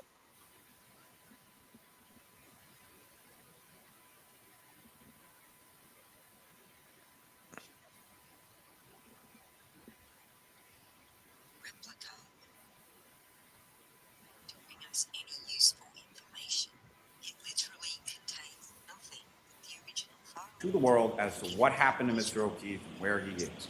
We got into a fight. I left him at the waterfall. 5 a.m., the defendant calls Kerry Roberts, saying, John's dead, Kerry, hangs up the phone. 5:01, the defendant calls Kerry Roberts again. And it's at this point that she indicates that John's dead, he must have been hit by a plow. 5:07 a.m., the defendant leaves One Meadows Ave. You have the video of that. It's number 153 in Exhibit 6. We'll get to that a little more in a moment. About 5:10 a.m., the defendant calls Kerry Roberts. Ms. Roberts starts calling hospitals, calling KPD, calling 911. Something that you would do if you didn't know where Mr. O'Keefe was for all of these hours, that all of these other phone calls are being made and these text messages are being sent and calling your parents and all of these other things. No calls to 911 from the defendant. While John O'Keefe is laying, freezing, and dying from a brain injury and a skull fracture on the front lawn of 34 Fairview Road. 5:11 a.m., the defendant's vehicle is seen on the Canton Library camera heading towards the waterfall. Pay attention. Seems to be sort of retracing the steps. 5:18 a.m., the defendant's vehicle is seen at Washington Street and Chapman on the Temple Beth Abraham video, heading in the same direction that it was the night before when it was heading to 34 Fairview Road. Now watch this. 5:35 is when the defendant arrives at Ms. McCabe's house. Ms. Roberts arrives shortly thereafter. Both of them see the broken taillight at that time in the driveway. Now that gap of 5:18 to 5:35 is way too much time to be driving from the area of the waterfall to Jennifer McCabe's house. And as I indicated a moment before, heading in the same direction, same directionality, retracing the steps from the night before, heading towards 34 Fairview Road. Why is it that the defendant can see Mr. O'Keefe when they eventually get to Fairview Road and no one else can? It's because she knew exactly where he was. She had hit him and left him there the night before, and she had gone back during that time frame between 5:18 a.m. when she's seen on the Temple video and 5:35 when she arrives at Ms. McCabe's house. 5:33 is when the defendant, Ms. McCabe, and Ms. Roberts returned to One Meadows Ave searching for junk. 6:03.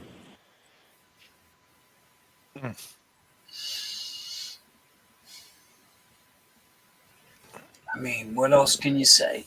They're gunning for Karen, man. So they're gonna say what they have to say. They got their target. She's in the scope. There's no going back now. They got to sell this, you know. What am I watching on this video with Aussie? I'm not really a big fan of the Aussie Insider. What am I watching with them? What is it about? It's at the 10-minute mark. No disrespect to him. I'm just not a big fan of people hiding behind. I never seen what she looked like. You know, she's always behind the camera and shit. I don't even know if that's her real voice. People sending me all types of shit. Yeah, AI does that. That's true, Jay. I don't know if that's a voice. Old truck and stakeout at 10 minutes.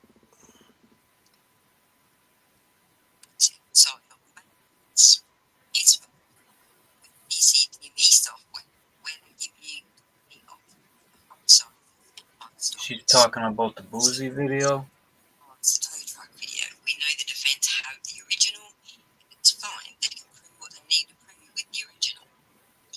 So let's move on to the so-called stakeout video. The so-called stakeout. Covered this in his video because everything I just did fine. Video is not source. It's fifth generation changed colors and everything. First, let's examine the claims. All right, man. I'm good, man. I'm good. She's just basically doing the same. She has an opinion about it. That's awesome. She has an opinion. I don't know. I'm just saying, if you want us to believe that they put the phone outside, then maybe you could believe that there's a police car. If you don't want to believe the police car, believe the phone. If you don't believe that, then fuck it. Believe Maddie McCabe set the whole shit up. Right. Or you could just, believe the Commonwealth. Whatever your fucking vice might be. Shit. I mean, what does it matter in court? Does that matter in court? At this point in the game, what are you doing it for? You know what I'm saying? If you can 100% prove it. We talked about it. If that's the case, if there was 100% a cop car there, why would they turn the lights on? I get all that. Why? Maybe it was a mistake. But if there actually was a cop there, who was the cop? Was it Kevin Albert or was it Higgins? If there was a cop there, then my bet is on Higgins. My bet's on Higgins.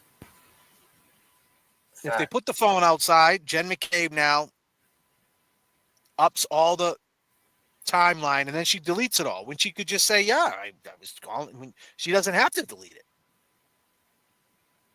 Right.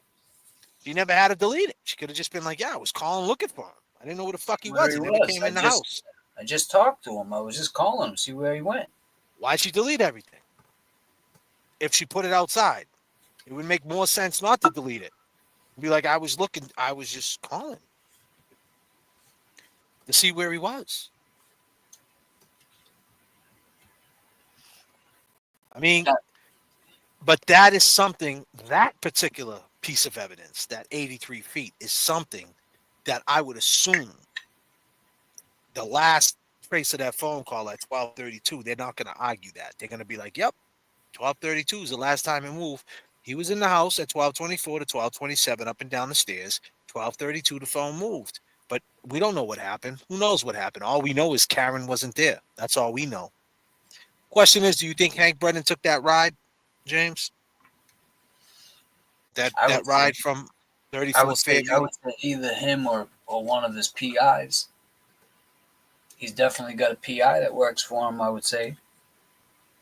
He probably ain't doing that work. He's having someone do it for him. Now keep in mind, right, there's that one phone call, right, that Karen did, right? The 523.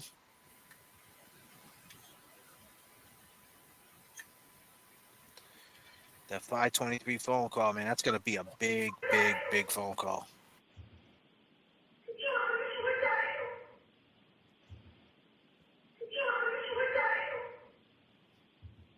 The seventh message, sir, what time was that received by Mr. O'Keefe's phone? 5:23 a.m.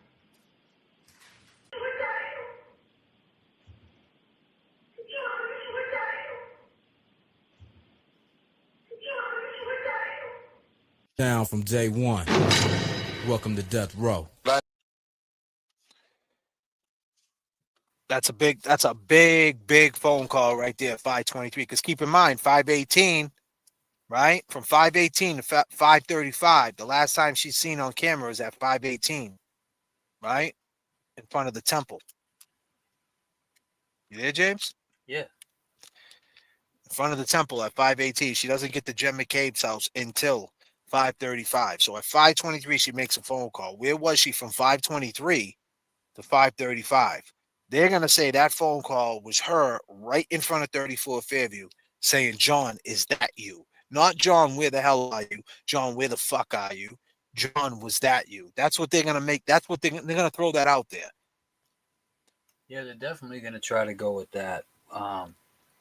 You know, and then it just comes down to getting a juror to be like us right now. It's not crystal clear that you can say pinpoint and say this is what she said. Unless it sounds better on whatever they listen to in the courtroom, I don't know. You know, that could have been. But that's in the time where he's saying that is unaccounted for, right? Yeah. Oh, okay. So. Because they're going to testify, Jen McCabe is going to testify again that they drove up and we couldn't see John. We couldn't see him. We were looking and we thought she was crazy. She just jumped out there. Keep in mind, be clear, people, they cannot change their testimony. Their testimony is going to be probably 90% the same. And anything they get wrong, Alan Jackson, Yannetti are going to be like, what? What? You didn't say that? What? Oh, you don't remember? You don't recall? You recall this? They're gonna bring that testimony right in. Right enough. Oh, it's gonna be beautiful. But Hank Brennan is gonna tell them, listen, just read that testimony from the last trial. I mean, They probably watched it over and over again. They watched themselves. At this point, it's memorized.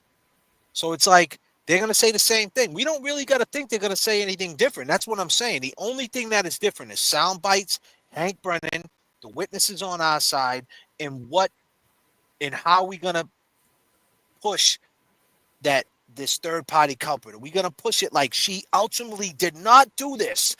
They did it, or are they gonna push it like she didn't do it beyond a reasonable doubt? And maybe they did it. We don't even know who did it, but she didn't do it. And there's enough reasonable doubt to let her go. So please, ladies and gentlemen of the jury, we proved a reasonable doubt. Not Colin did it, Albert did it, Higgins did it. If they go with that and the jury don't believe it, then that's the same result could happen again, right? I don't think they're going to go with that. But it's interesting to see that if that was a cop car out there, and that's 100% a cop car, would they use that footage? Or do they already have that footage? Are they going to bring that up? Right. Man. Aka's going to say the same shit. They're going to say the same testimony over again. Yeah, I think this time around, they got to slam that reasonable doubt and just keep talking about it. You know, there's a lot of reasonable doubt. There's a lot of shit that's gone on. A lot of questionable stuff that's happened that we've seen in the last trial. The butt dials, Higgins cutting through the thing, cutting the SIM card up, the Sally Port video, all, Brian A. not coming out. There's just so many things, like, I just find it so crazy that at this far, none of these people, none of these witnesses, and they range from different ages. These people are in their 50s to kids in their teenagers, that they haven't said shit. They haven't been on no podcast. They haven't been on anything. They just all remain silent. I find that very. I mean, if you didn't do it and everyone's going around town calling you a killer, or you're affiliated with this, you killed a cop. I mean, that's a big thing to be to have someone say about you. Wouldn't you want to defend that and say, I didn't do that, or you wrong, like, and show your face and say? Oh man, what happened to James? Oh, sorry, buddy. My Sorry. bad, James. I hit the wrong button. Go ahead. My bad. Yeah, it's just, you would think by now. I mean, the only thing that's come out is this kid, one of these kids going up to Portnoy trying to get a watch. I mean, shit. If Plevin had lunch with Higgins, like, why wouldn't Higgins say, we should set up a time for a show and I can really sit down and tell At you? least 6 calls she made to John O'Keefe. Jen deleted at least 6 calls she made to John O'Keefe between 12:29 and 12:50 that night. I believe I used the word butt dials. You claimed that every one of these calls was a butt dial. Is that right? Yes. That's fucking bullshit right there. That was a bold-faced fucking lie. That's the craziest fucking thing ever, bro. God.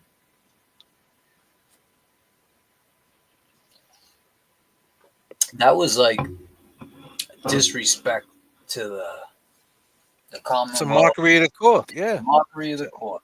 Exactly. It's a mockery of the courtroom, and they let her get away with it. They let them all get away with it. Let's take him inside the house real quick.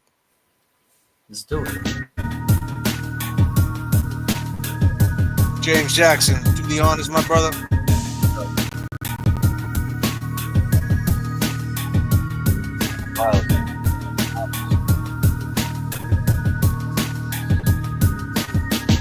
We're at the waterfall right now. They're horse playing.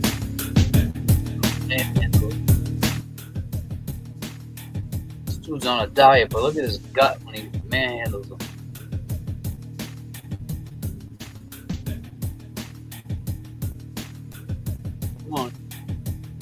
Come on. Look at that dude with the guitars. He heard everything. Heel toe. Let's go. Come on. I'm walking in the house. So that's Nagel riding back with him. And in that video, there's no truck. Where's the Jeep? This is what I was asking when I did a live one day. Where's Higgins' Jeep? He said he. And the thing is, I don't mean to cut you off, James, but the thing is, the end of that street is right there. Why are they coming down the street so slow? Right. Why are they never testified that they came down the street slow. And then that's the thing, right? They came down slow. So the only way John could have got out the car without them singing, they got out slow, right? I mean, they're coming down the street slow, and John. Yeah, we turned onto that street, right? It was like. And then look, John's walking in between the truck, right? So the truck blocked John. Oh yeah. So that's the only way, but they would have to be coming down slow. Yeah, right when you turn on the street, it's the first house or the second house. Well, he could have been. I mean, it could have been one of these. As he's driving, he's texting, going slow, looking. But he wasn't driving. Oh, okay. Nagel wasn't driving, bro. Or whoever would, Why are they driving slow down the street? I'm just saying, they never testified that they were lacking behind. They said they pulled up behind them. That's what I'm saying. Like, you think, like, is that something they're going to bring up? I mean, they're not going to open up that can of worms. They said enough good shit. They're not going to be like, did you drive slow down the street? Because if they say no, then it's like, the question is, how the hell didn't they see John? Now, if they drove slow down the street, it explains it. But did they? I mean, we're saying that we've seen blue lights. We seen fucking blue lights. I seen blue and red lights. They look like cops to me. So I seen that. But yet we're gonna say this is exactly what happened here. Come on, can't have your cake and eat it too. So we're gonna go with this narrative. Well, you know, they let him go and they just drove slow. With right when you take that left, the house is on your right. So I mean, this is what I'm saying where we're at. Like we can't have our cake and eat it too. Like we don't know why they didn't see John. You got to ask yourself the question: how didn't they see John? That's the killer. That is the fucking killer. Well, maybe they did. Right. Maybe they just staying. I mean, they remain silent this long. All right, take him in the house, James.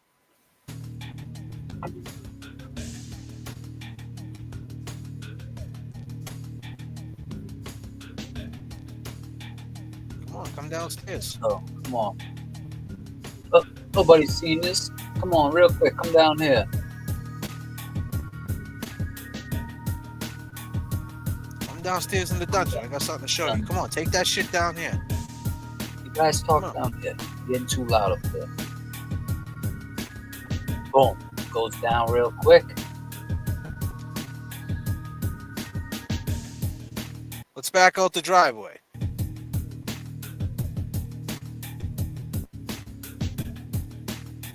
Damn. Come on, man. I just can't see it. I can't see them convincing 12 jurors that 7 to 11 or whatever it was people left that house and did not see Officer John O'Keefe, R.I.P., laying right there.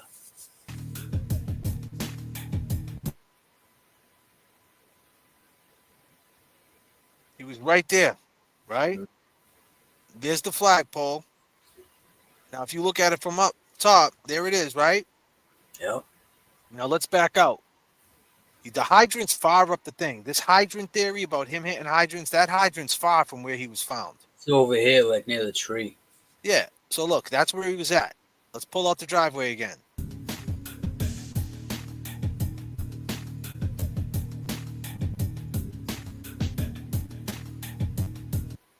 Boom. Crazy. Come on, man.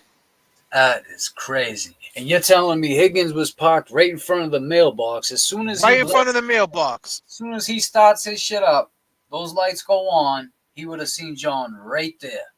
I mean, bro, it would have been the first thing he saw. Well, what do you do? Start his shit and just go and drive like this and looking to the left? Damn. Come on, man. Miss Holmes, guys, JM made those calls to John O'Keefe's phone because she couldn't locate it. They had to find John O'Keefe's phone. I call my own phone when I can't find it. Right. Yes, absolutely.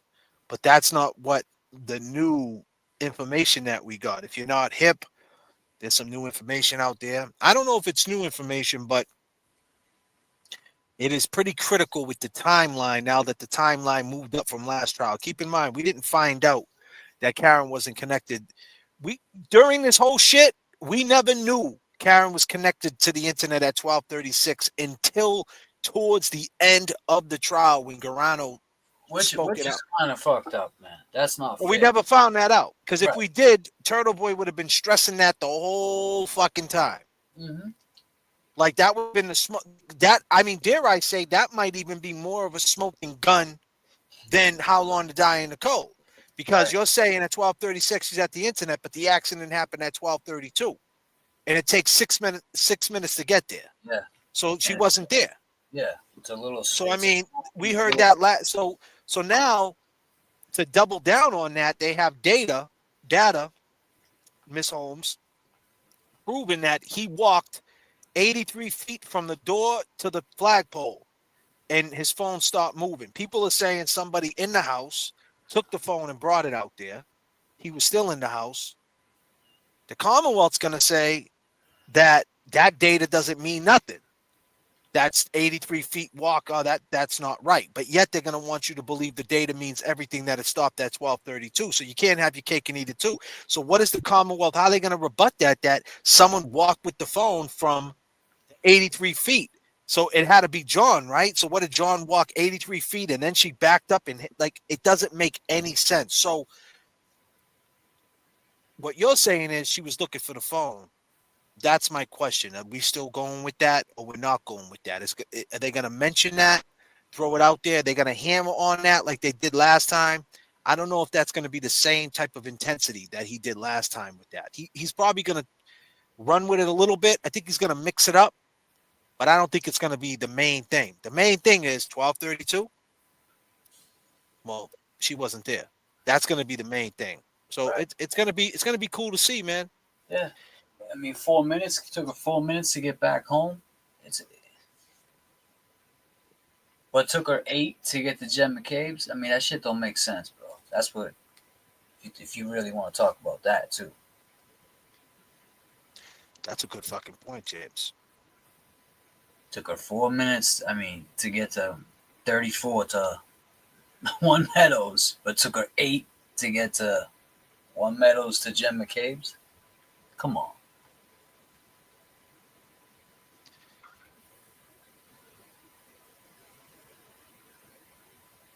That's why they call him James Jackson, ladies and gentlemen. He's not always there when you call, but he's always on. Believe me when I tell you. That's a great point. Can you say that one more time, James Jackson? That's a great point. It's in my head, swirling around in my head. So they're saying they want us to believe that she left 34 Fairview, and it only took her 4 minutes to get from 34 Fairview back to One Meadows Ave. But yet, Lally just said it took her 8 minutes to get from One Meadows Ave to Jen McCabe's house. Oh, no, I'm sorry, the waterfall to Jen McCabe's house. No, he's saying, you're on point, everything you're saying. He's saying at it took actually 10 minutes, right? So 5:18, so 5:20, 25, 30, 15 minutes it took. He's saying it took. Because 5:20, the last time she was on camera was at 5:18, right? So 5:18 to 5:35. That's like what, 20 minutes? Almost 10 minutes. Almost 15 minutes. From One Meadows to Jen's, it took 15? No. Well, he's saying the last time she was on camera at the temple was at 5:18. So from the temple to Jen McCabe's house is only 5 minutes. It took her 15 minutes, give and take. Yeah. He said it's way too much time if you're at the temple. From the temple to go to just the Jen's house, it'd be a 5-minute ride because the temple's close to Fairview. The temple is on Washington Street. So Washington Street and Fairview is only 5 minutes apart. So he's saying she stopped at Fairview, made that phone call at 5:23, and then she left Fairview and went there. So she stopped. You're saying, well, what if she's just a slow driver? Right. That's a great. Well, what do you mean? Maybe she didn't stop. Maybe she can't drive. Maybe she sucks at driving. She's just a slow driver. There are people that, men, women, both, they drive slow. Static was good. Static selector. Man, I'm on some hood shit. Every time I roll up, man, you better holla at me. Smoking dope. James Jackson, ladies and gentlemen. James Jackson. Yeah, there's something wrong with my brain. I don't know what it might be. Taste the tears spilling over from a cluttered psyche. Wasted years where I toiled in the gutter nightly. Blowing my cake, sniffing coke in different color Nikes. Nobody likes me. Word is I'm shiesty. Disturbed and icy. Seen the odds and they prefer to ice me if they could. Got the 9 tucked in the hood lace. Paranoid mind state clicking at a good pace. Misunderstood space cadet sensitive cassette. How I can walk through the jungle and never break. To let everybody know right now, this is Slain.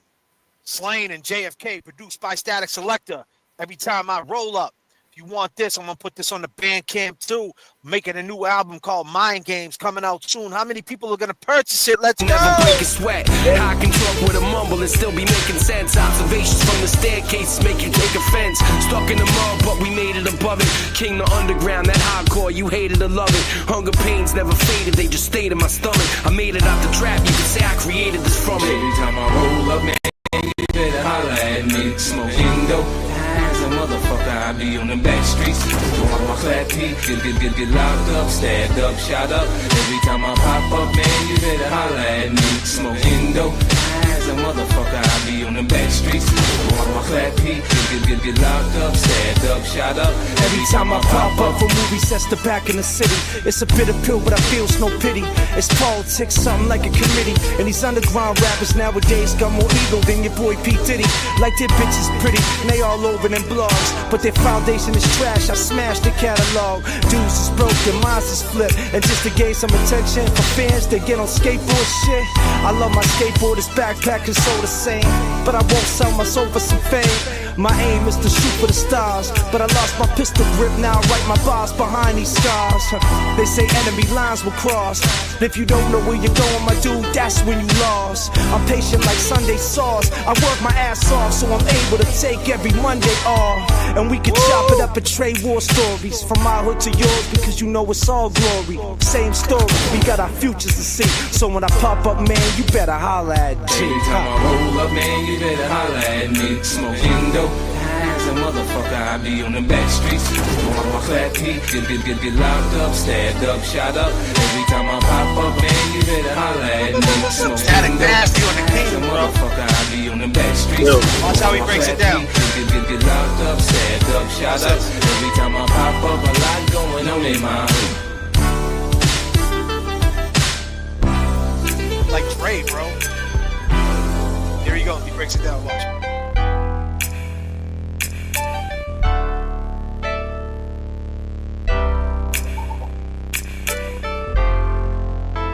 Good static. Static. You got any guns on you? No, papi. No, papi. No, I ain't your papi. Put your head down. No, papi. Keep your hands there. You got no knife on you? No, papi, nothing. You sure? Yeah. I'm going back. Don't come out here, man. Wherever you're at, don't come to Massachusetts. Stay home. It's 4/7/2025. Something's telling me I must go home. 10 jurors, James. We got 10. And the lights all went down in Massachusetts the day I left her standing on her own.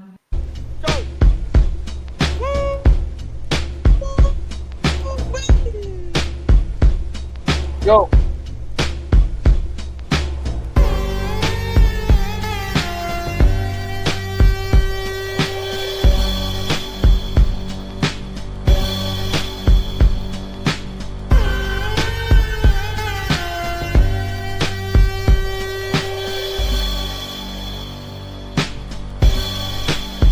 Is Karen Reed got a death row chain on, James? Oh, yeah. You are a death row chain. Down from day one. Karen. Welcome to Death Row. She's down. From day one. God damn, it's right, man. Wow. Man, it's wild, right? It's wild to think everything that's going on. And, you know, you got professionals that are on the stand. You know, this guy's a professional, Brian Albert. Yeah. Very professional, everything he says. Check what he says right here, James. He's done it so many times, man. How many times he's got up there and lied on that stand?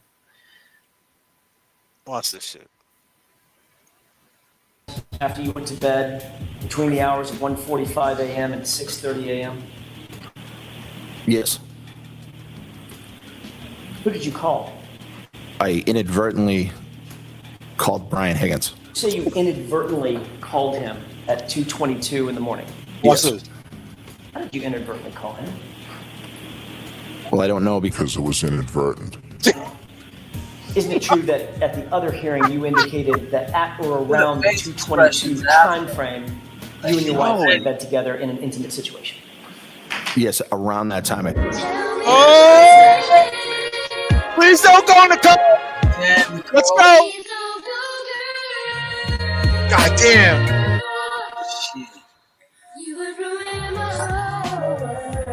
Damn, Nicole, I love you. They were getting it in, James, but this was what really was going on in front of their house. In front of his house, this is what was happening. Wow, he was doing the nasty.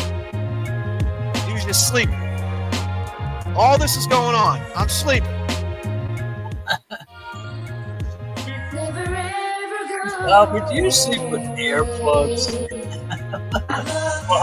Well, we know what really happened, right? R.I.P. Officer John O'Keefe.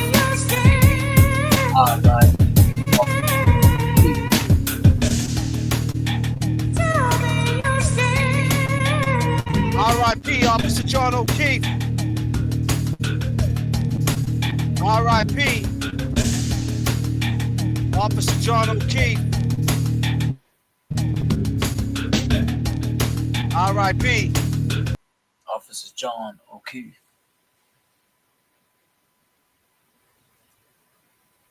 R.I.P. Officer John O'Keefe. Turbulence in the chat. Turbulence in the chat. Keeps the brain rocking.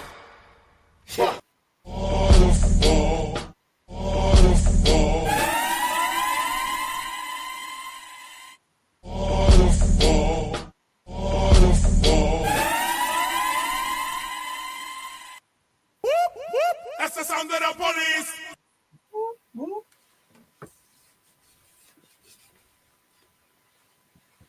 R.I.P. Officer John O'Keefe.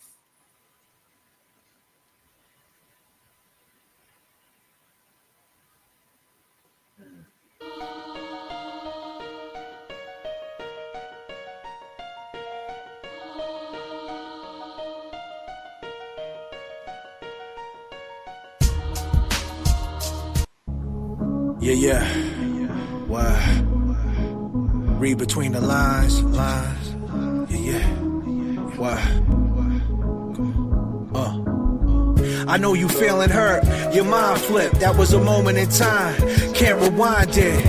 I seen your call, can't talk, declined it, said I was sorry, liquor had me blinded. I know about your issues, you're not feeling well.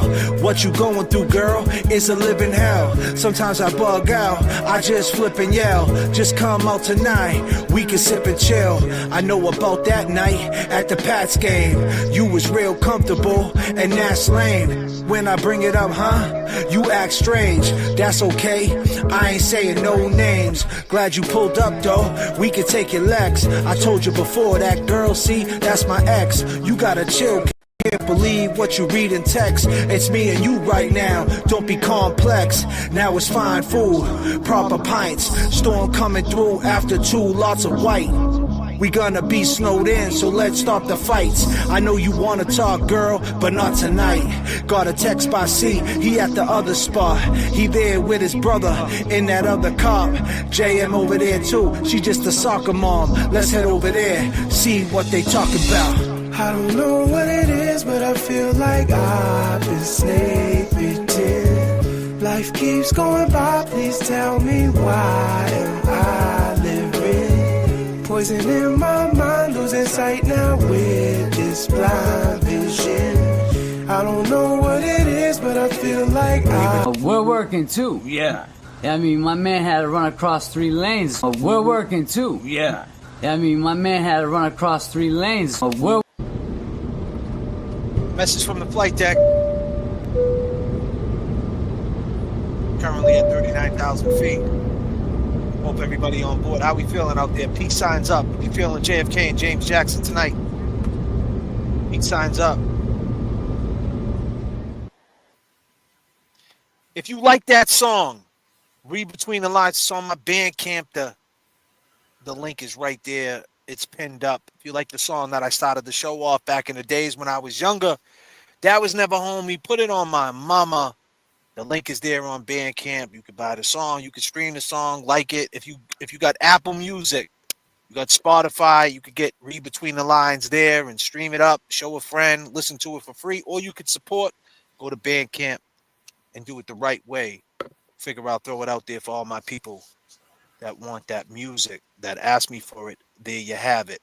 Don't forget, we have merchandise. We got disclaimer merchandise. We got Free Karen Reed. We got Fuckery Donuts merchandise. We got Layover merchandise. We got Read Between the Lines merchandise. You guys can check us out in our merch shop. Yo, You wrong. We got the You Wrong merchandise too, man. Kevin from South Boston, official merchandise made by Realm One. Check that out if you're looking to rock. If you want to rock JFK and James Jackson and show you support and show a friend, what's that mean? And say, hey, free Karen Reed, but these are my guys, James Jackson and JFK. Appreciate the love. And anybody who ever bought merchandise or anybody that just even checked it out and just looked at it, thank you. We appreciate you. You know, you guys do what you can do. This is not all about that. We're not trying to slang shit on you or push it on anybody's shoulders. It's just there for the people who got it and the people that don't.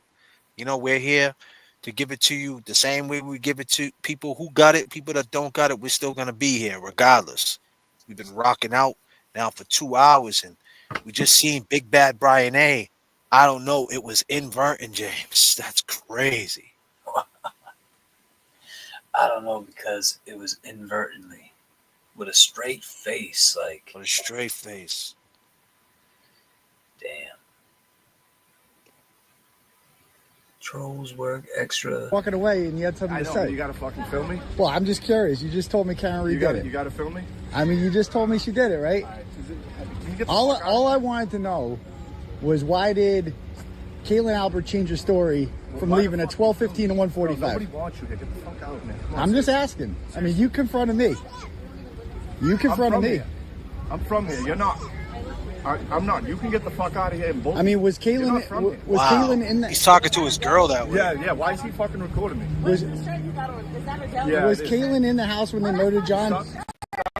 What the fuck are you doing? Was Caitlin in the house when they murdered John? Calling the cops. All right, let's get him down. Calling the cops. Such a fucking pussy. You really are.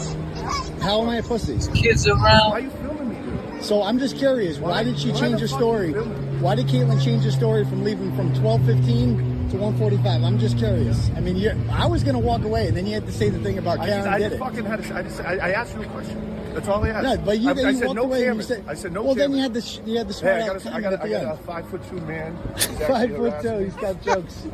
He's got jokes. Why aren't you on the Canton? Why aren't you on the Canton PD list anymore? Nah. Probably just gonna stay anyway. But I'm just curious. Why'd you pick her up at 1:45? Yeah, I'm at the beach. And what'd you tell? Why did you say Karen did it? God bless you, Melissa. How come? Why are there dog bites on John? Do you know where Chloe is by any chance? Don't you live in Easton? I thought you lived in Easton. And don't you drive? You drive a car that's very similar to a Ford Edge that was seen parked outside 34 Fairview Road at 3 a.m. No? Yeah. No? I mean, I'm just curious. No, I don't. No. You really calling the police right now? Yeah. And telling them what? Nick Rocco, what up? I'm telling him there's a small, strange man harassing me. I mean, I'm just asking you questions. You came up to me, dude. Yeah. I didn't even recognize you. You had to tell me who you were. I didn't even recognize you. You were Tristan Morris. I told you. I told you to put the cameras away. And I said no. I came up to you. I said no camera. Here that we're running into here, and I have talked to a lot of witnesses. For example, I'll reveal this here. I have had lunch with Brian Higgins, talked to him fairly regularly, and at one point got a butt dial for Brian Higgins. But I treat everybody objectively. You try to get to the story and try to find out what happened, and then you wrong. Appreciate the things that you two do, you and James, right? Hey man, what's up, guys? Kevin from South Boston. And I appreciate the things that you two do, you and James, right? They're decorated dudes. He was definitely trolling. That's shit.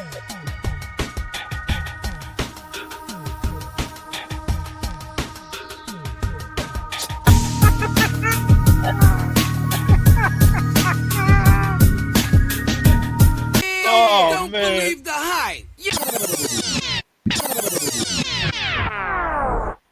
Oh shit, man. Yeah, man. TB held back. He held his composure. I probably would have crashed out on that too, Tristan. What the Duck with the 5 JFK memberships. Thank you so much. What the Duck. Cat's Meow 617. She's been a member for 4 months. Thank you for keep staying here and being here with me. I appreciate your time. That's so awesome. Me and Just for John starts with exonerating Karen Reed, free Karen Reed, and we agree with that. Becky, one love. Thank you, Becky, so much with the big purple chip. And she came through with that turbulence, man. She came rocking out with that turbulence for sure. She ain't playing games, man. Wow. Jen said, do you think he enjoyed the butt dial, right? I mean, shit, it seems like Plevin might get down like that. Why would you even say some wild shit like that? Plevin, man, I got to take it to the old school. I got to take it to 1986, man. Becky, this one's for you. I don't know if this might be before your time or it could be right around your time, but Plevin, man, after hearing that shit, we got some turbulence, man. JFK is about to take it to the days of breakdance in the day when I used to get that cardboard box out there. Plevin, I'll see you in 30 days, bud. For you, we got love for you. We got love for you, girl. Let's drop it like this. Fun size, what's up? Ooh, you know that I can love you better. Yes. How could you do this to me? Your friends say I wanna want your love forever. You know that I want you to be with me, girl. So why don't you just come and you will see? So I got this question. Check it out. Woo! Taking it to that shit.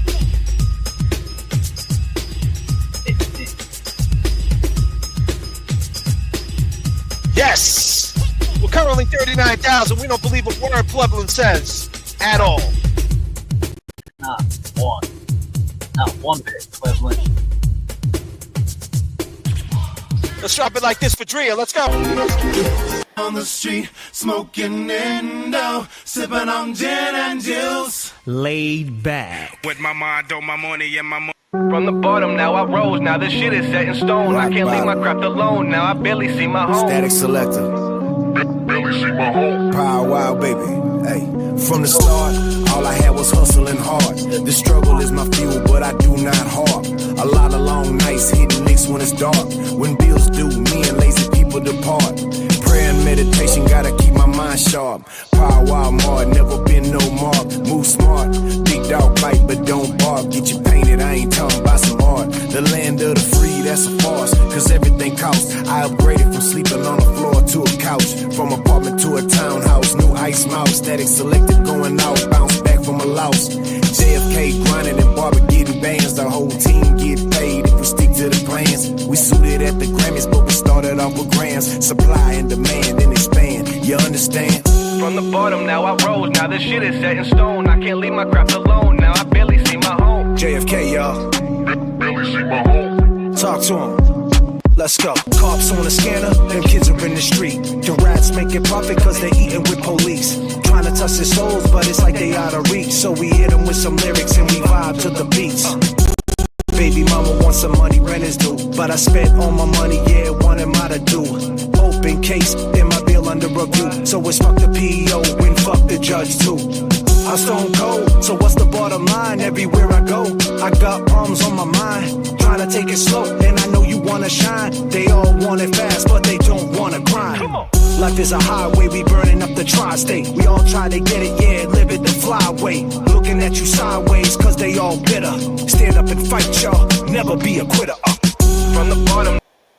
Ladies and gentlemen, we do thank you very much for your attention, and now we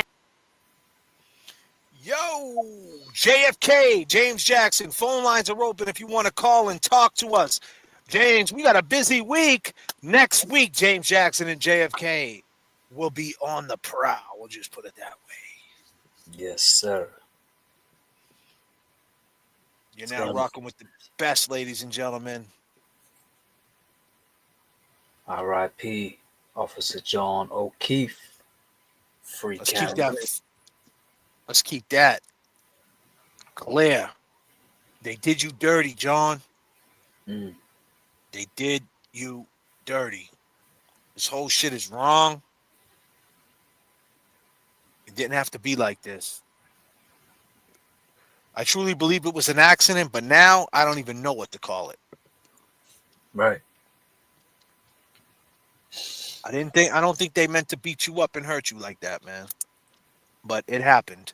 But now, what do you call it? I don't even know. Cover up. Yeah, indeed. Boomer love. Yes, we love our boomer love. Oh, yeah, we love our boomer love.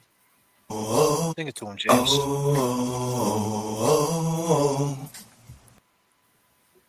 Tick tock tock tick tock tick. Tick tock tock tick tock tick. It can't stop how one tick tock tock tick. Because I was having Jen get the baby blankets to wrap around.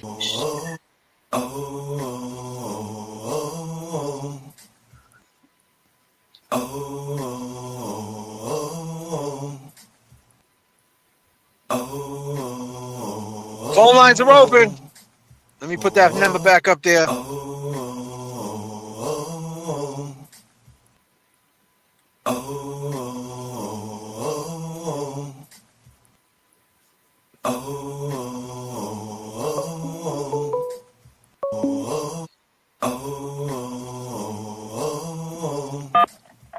You're live with J.F.K. and James.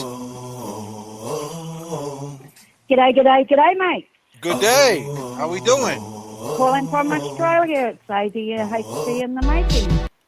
Wow, awesome. All the way from down under, huh? Yeah, I love you guys. You're so impressive. Wow, that's awesome. I appreciate that. What's your name? My name's ADHD in the making. ADHD. Are you in the chat that way? Yeah. Oh, okay. Nice. Nice. Yeah, I'm also a member, so.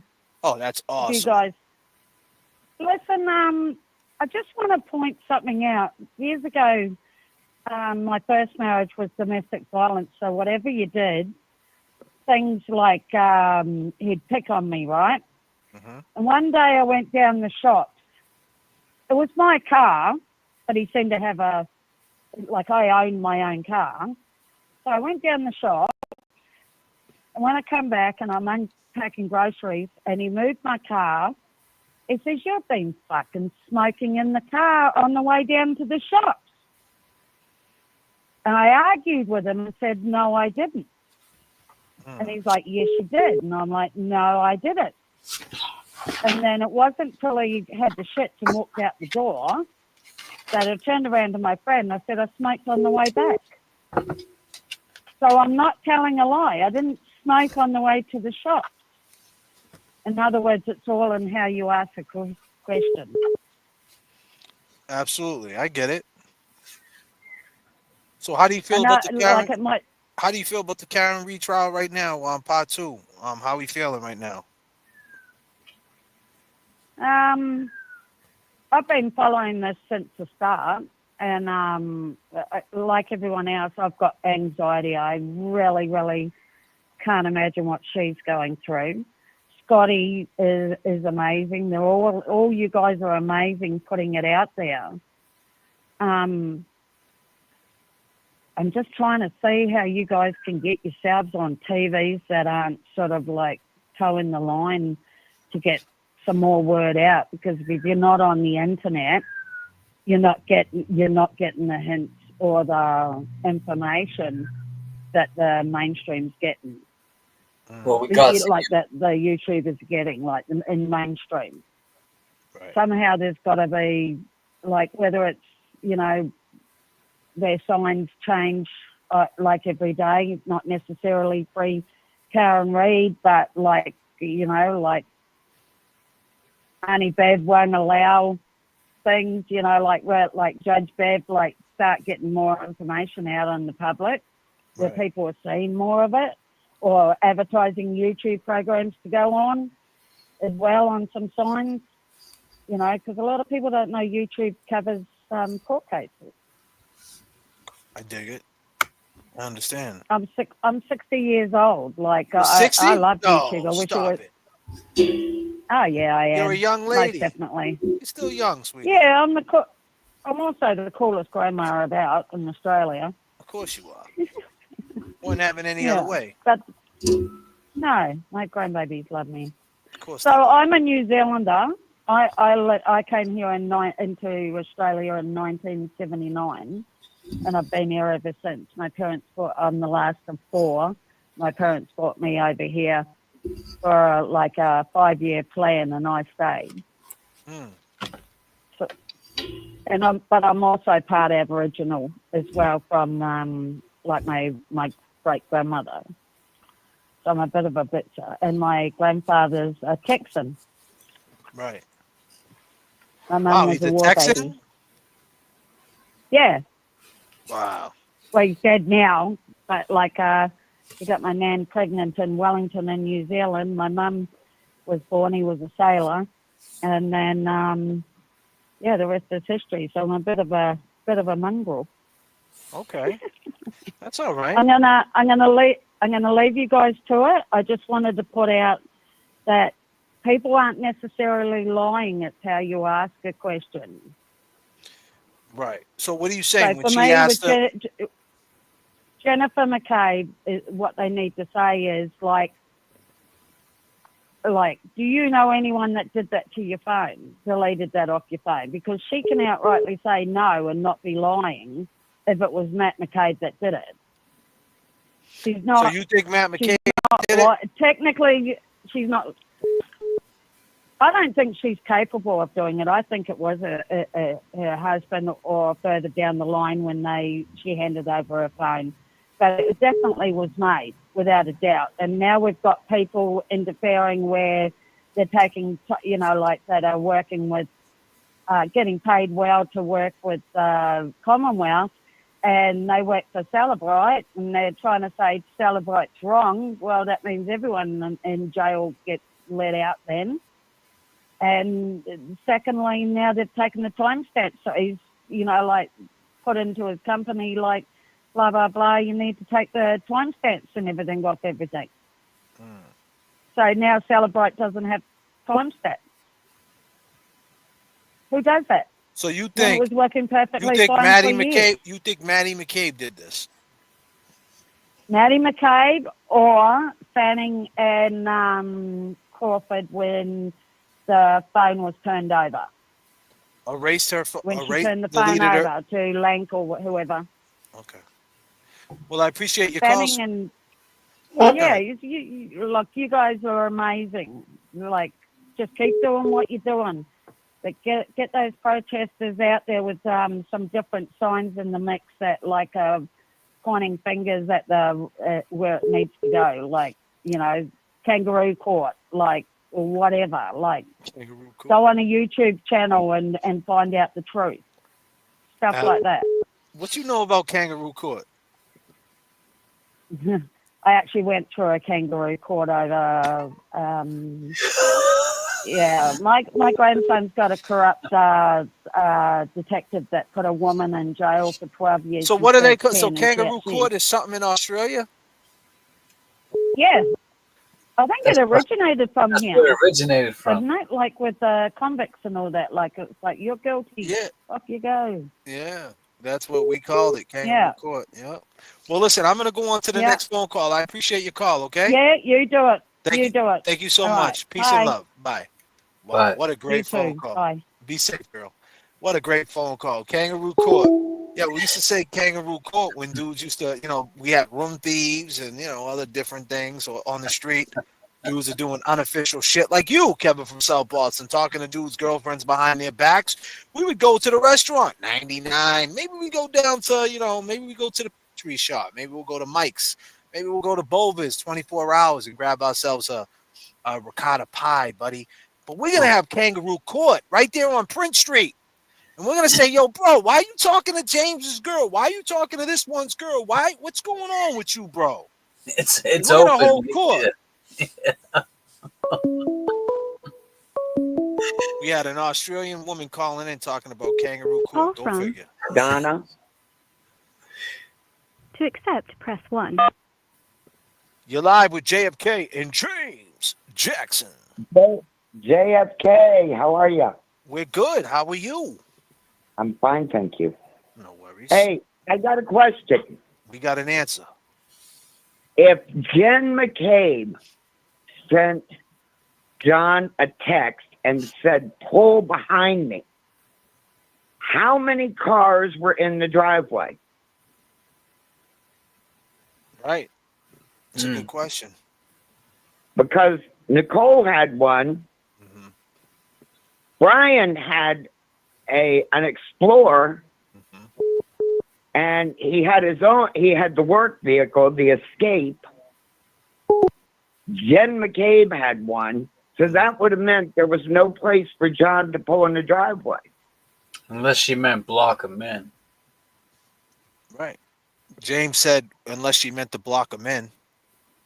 So you're saying that text is fake? I don't know.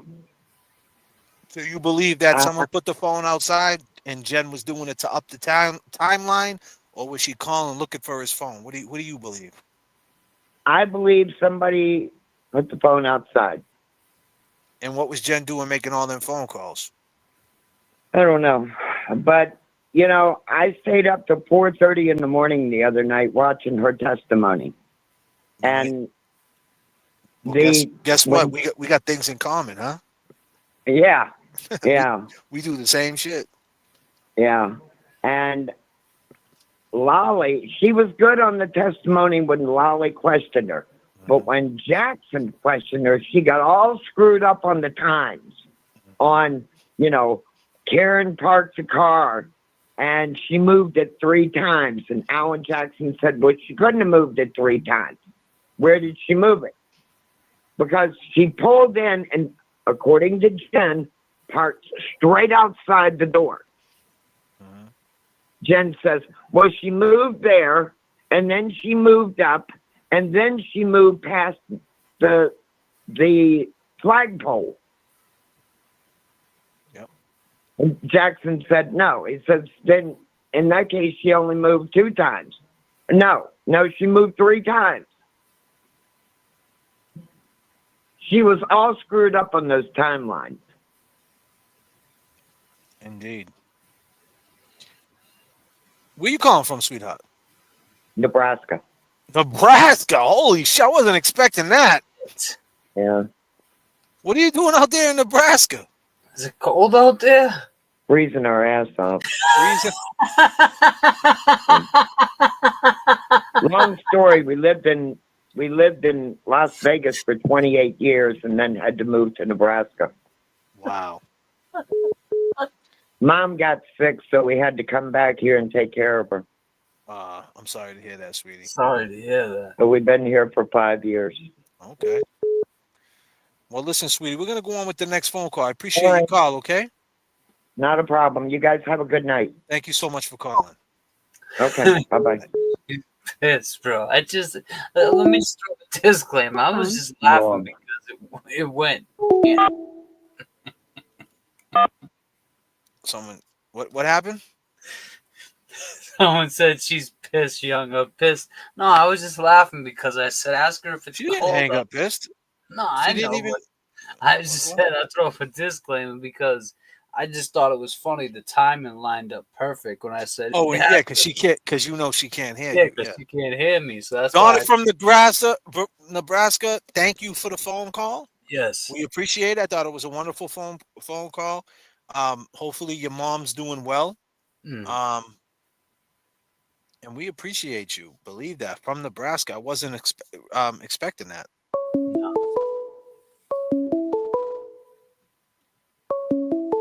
And we got this. Call from Norman. Norm, put the fucking cigarette out. Put that cigarette.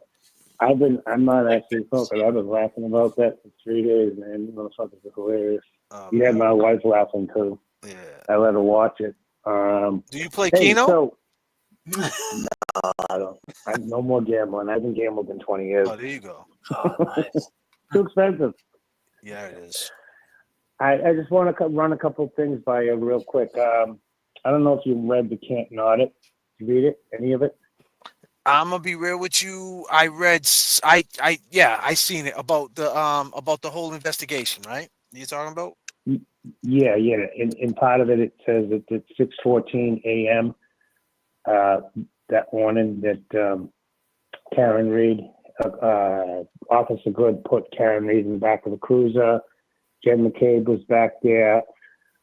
That was when Karen was talking about the whole, blood being on her and whatnot. And Kelly Roberts was standing outside. And this is when supposedly Jen said that Karen was screaming and yelling and pulling my hand and told me to Google how long the guy in the cold.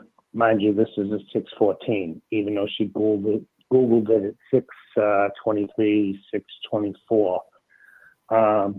So then apparently Officer Lenk decided that he wanted to talk to Karen. So he did at, guess what time? 6:24. And that's when he decided that Karen was too hysterical to speak, and then started asking other people like John's name and this, that, and the other thing. But the whole point of this conversation is, how could Officer Lenk be talking to Karen at 6:23, 6:24, when Jen McCabe says she was pulling my arms, screaming how long to die in cold, yada, yada, yada. Get my point? Yeah. That's your point, brother. We get it. Yeah, so that's a big asshole that the defense is going to plow right through it. Oh, and by the way, they do have the camera footage of, I don't know if the defense has it, but they say they have the video camera of inside that cruiser where they were supposedly praying and holding hands. Oh, they got that? Yeah. Cruiser, I think 616 or 668 or something like that. They said the name of the cruiser in the report. And Officer Good was apparently, I don't know if it was his cruiser or if he put Karen in the back, and that's when Jen decided to tag along. So they're going to play that in court? Came over. Listen, if the audit says that they have it, then the defense is going to want it. Yeah. It blows a hole through Karen's story because Jen's story. Jen's story is with the whole her and Kerry Roberts holding hands and this, that, and the other thing. And Karen was shaking her, and it was too cold, and she's got MS and all this other stuff. So she typed it a couple times and didn't know what it said. Kelly Roberts got on the stand and didn't mention anything about that. But it doesn't really matter because that time was actually at 6:14. At 6:23, 6:24, she was talking to Officer Lenk by herself. And he said she was too hysterical. I don't know if that conversation is on camera. It doesn't really matter. Apparently it's in a report somewhere because the audit reported it. And he said 6:24 that he was talking to Karen and that she was hysterical and he couldn't get any information from her. But Jen McCabe says, we were in the car, I was freezing, she was pulling on my hands. So, the math isn't math. Because I was having Jen get the baby blankets to wrap around. I know a lot of people are panicking about the whole cell phone data and this, that, and the other thing. What the cell phone does prove is that John did enter the house. That's what it does. That's what I'm saying. It puts him in the house. Well, they have to, they're going to mention it now. They're going to mention that 83 feet, right? But how is quick question to you. How is the Commonwealth going to debate that?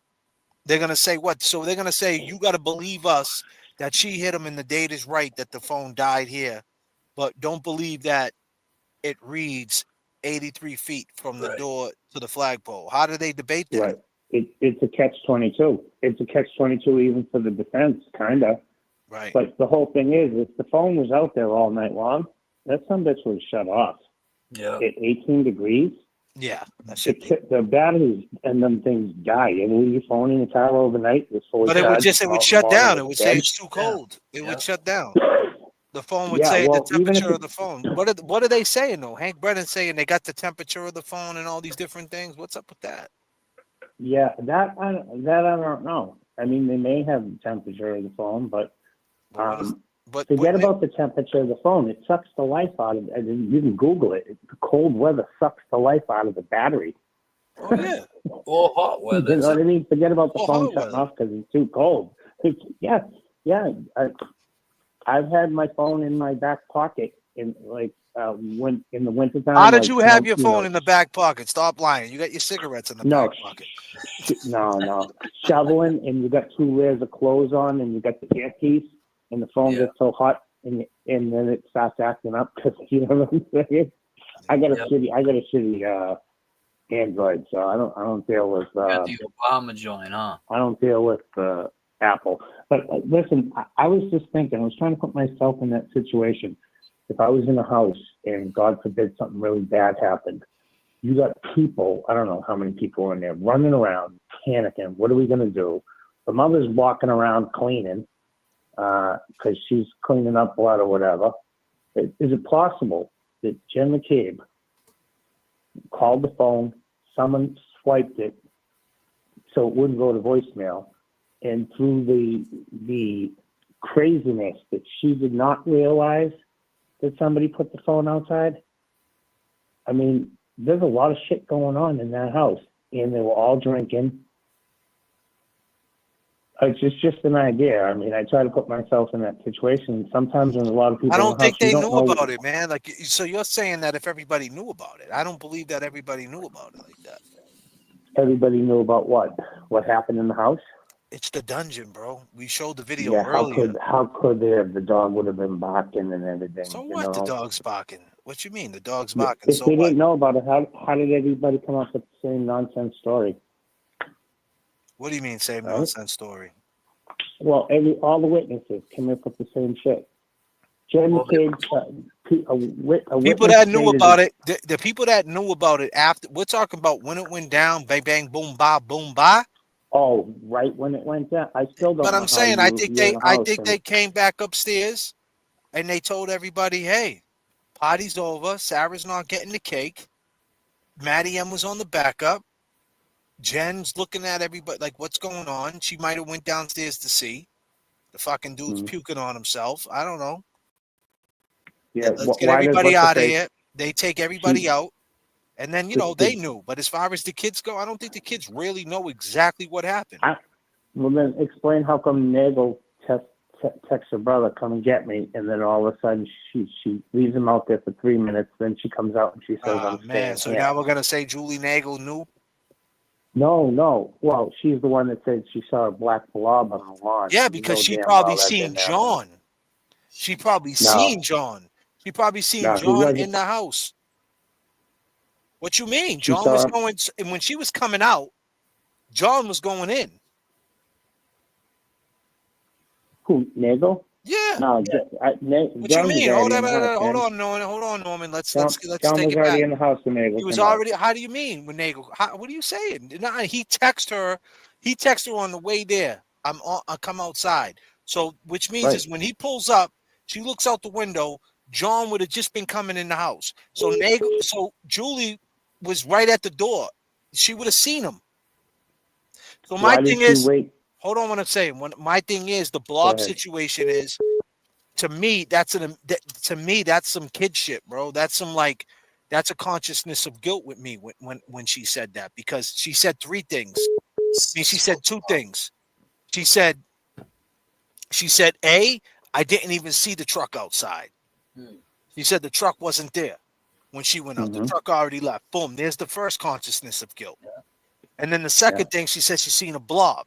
All that's telling me, based on what I seen, looking at her and just judging her on the stand, is that chick seen John.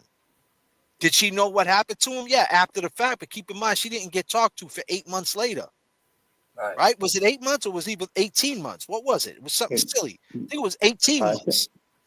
I think Colin was 18 months, wasn't he? Yeah, so and she was like 8 months, 9 months. Yeah, so she's 8 months. So at that point, so 8 months goes by.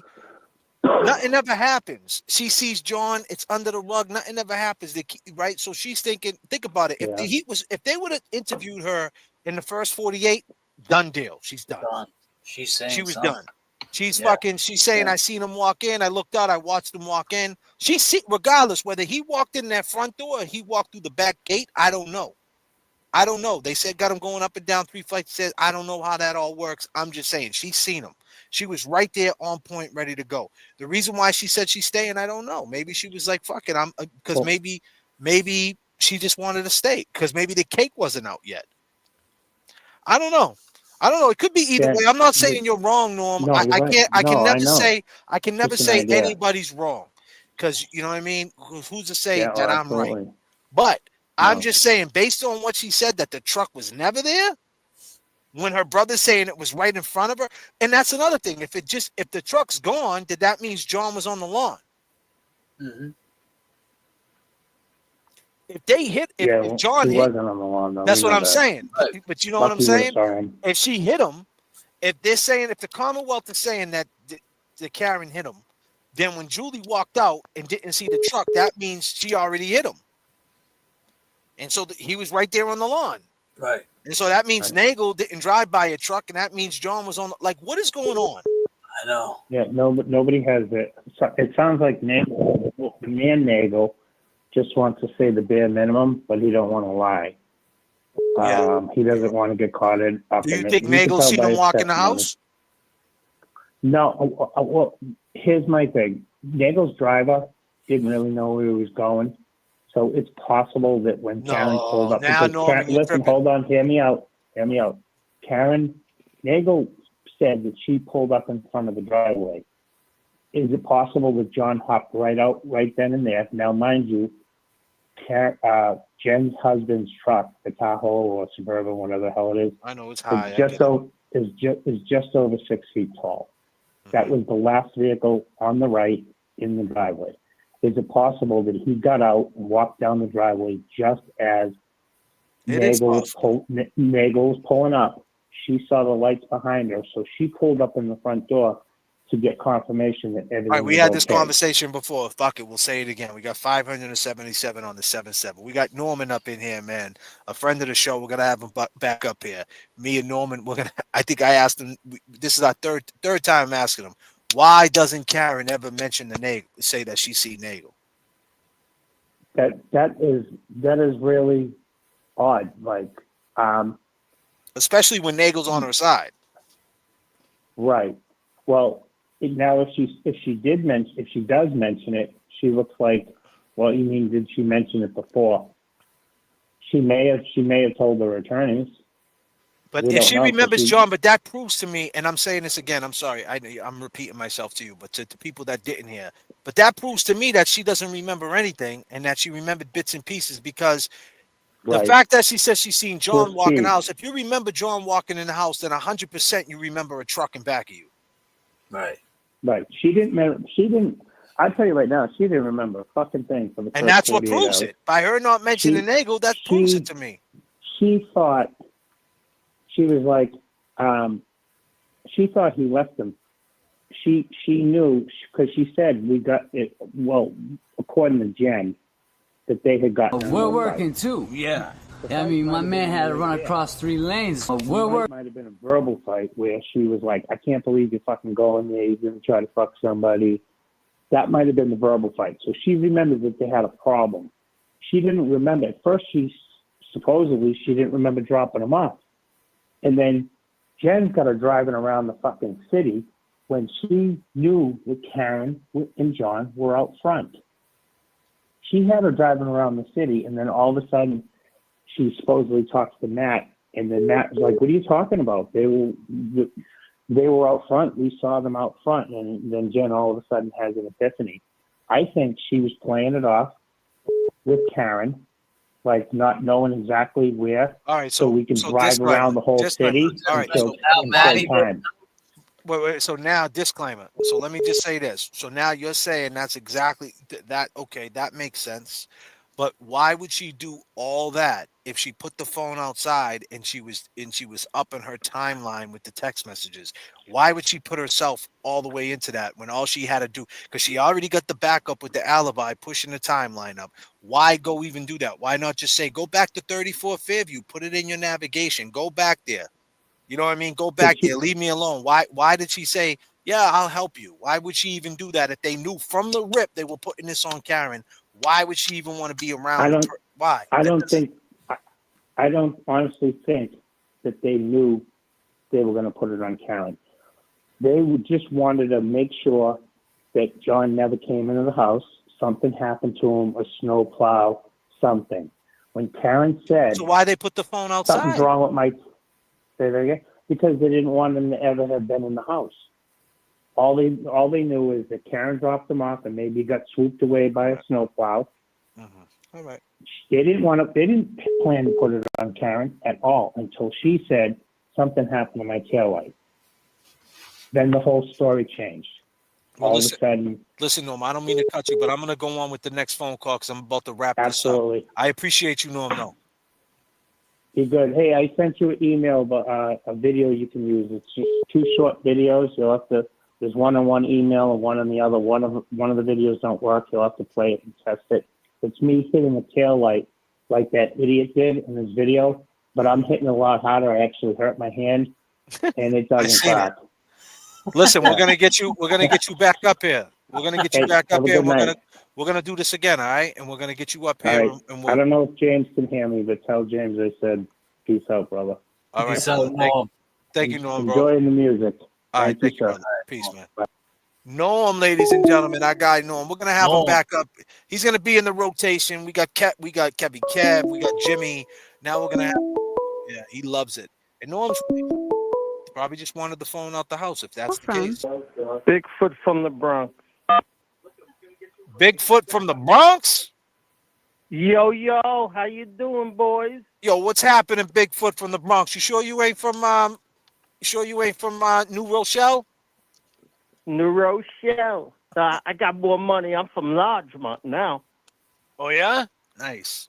What's you happening? don't know this area. I know that area. I know the boroughs. Okay. Yeah. Largemont. Now I'm hanging in Largemont. Listen, I know what happened, okay? What happened, bro? Listen, nobody's lying in this case. Karen didn't hit him with the car, and he never went in the house, okay? Let's go. He went behind the house, and he got attacked by my cousin Sasquatch. Oh, okay. And he scratched him in the arm, and that's what happened. Nah, I'm joking. But listen, all right. This whole case comes down to this. You listening? Yeah.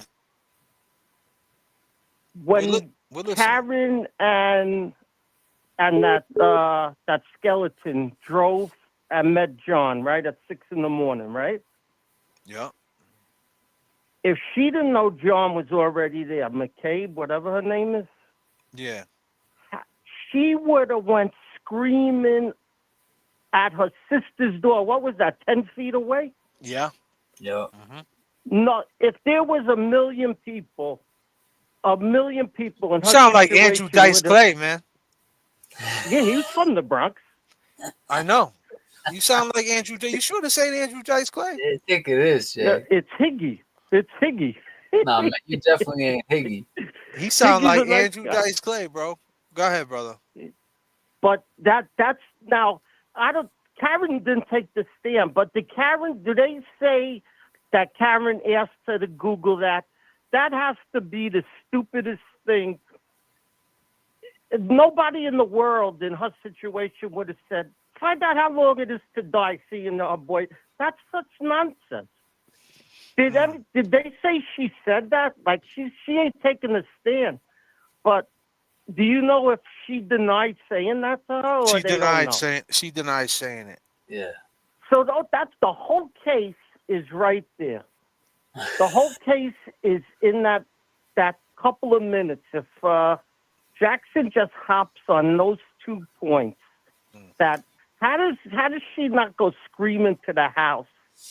If her brother and sister-in-law or sister and brother-in-law didn't know that he was out there, in a million years they would have came running out if they didn't know already.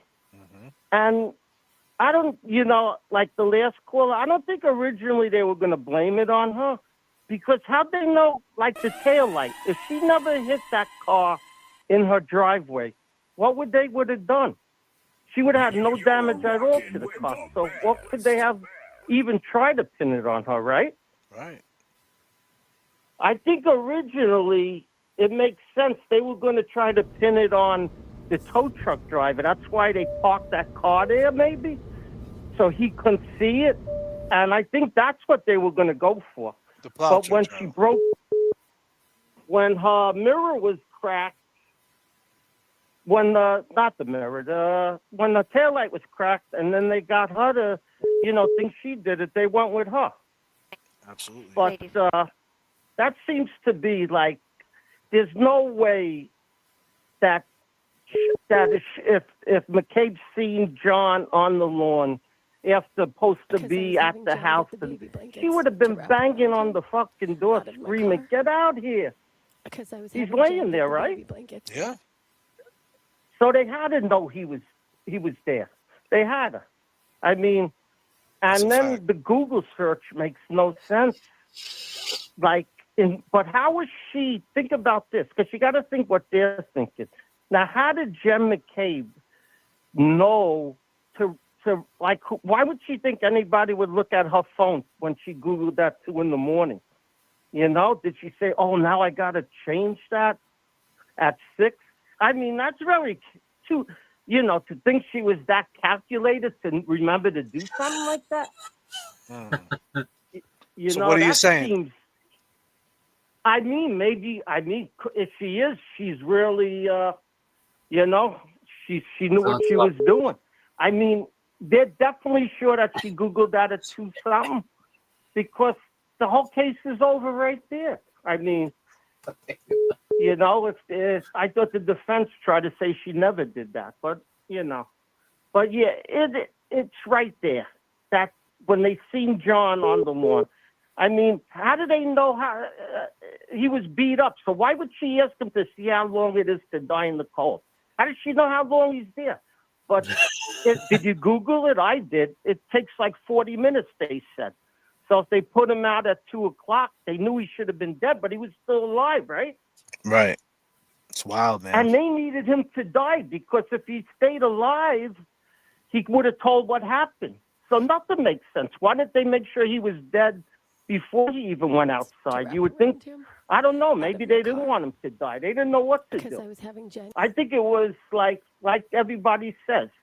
It was an accident. They didn't know what to do, and then they just said, "Well, let's leave him outside, and blame it on the tow truck driver." And then Karen ended up taking the hit, and then they got lucky with the shattered tail light, and now it's going to be a movie, right? It's going to be a fucking. Let me ask you a question, bro. Do you put polos in the bag, bro, out there, or what? Polos? Yeah, polos. When you go to Macy's and shit, do you stick some polos in the bag by any chance? How'd you know that? You do that, right? Shoplifting? Ladies and gentlemen, we do shoplift thank you very out much there? for your attention, and now we invite you to sit back, relax, they don't and enjoy the bother you takeoff. here. They're worried about people in the Bronx and Mount Vernon, but in Boston, man, they think everybody's rich. They don't bother nobody out here. So you're out there, you're getting some shit. You get polos? I'm not into. You know who I like? I like the tracksuits. What's that brand? What do you stick in the bag, though? What did you stick in the bag lately? Saint Laurent. What? Usually just like hair creams and stuff. On deodorant. That's Nivea. What's that expensive one now? The one without the aluminum. It's like $16.99. Without the aluminum. God damn. Why do you get the ones without the aluminum? See how much on deodorant is? $16.99. It's fucking insane. You gotta steal everything, man. You gotta steal everything. You're damn right. You gotta steal everything. I hear you, bro. Shit, man. What about raises? Okay, brother. Do you get raises too? Do you get the Gillette sensors and shit? Yeah, I used to. I don't shave that often, so I don't need it. But, you don't shave? Why? You got a beard out there? They got those locked up, man. They got those locked up. Do you got the key? They got everything locked up now. Yeah, razors are hard.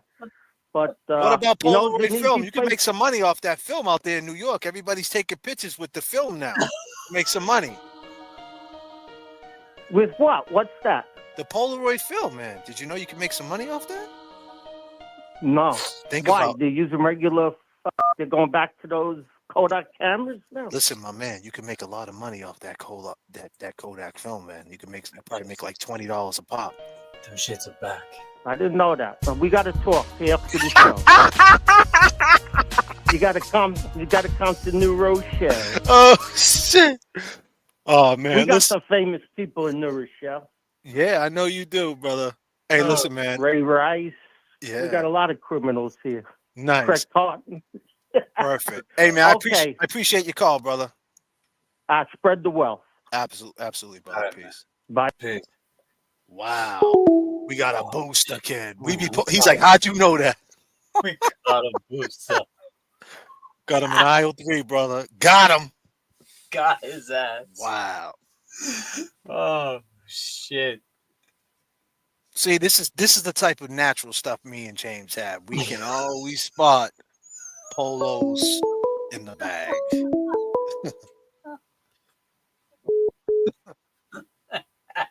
Mike. To accept, press 1. To send a voicemail, press 2. You're live with J.F.K. and James Jackson. J.F.K. and James Jackson. It's your boy Mikey. What's going on? What's up, Mike, man? What's happening, brother? Polo's in the bag, live and direct.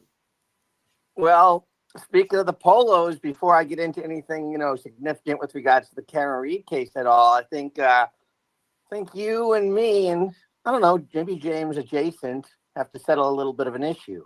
What's that? Well, I've been listening to your calls, and you've been asking a lot of people about what they've been putting in the bag.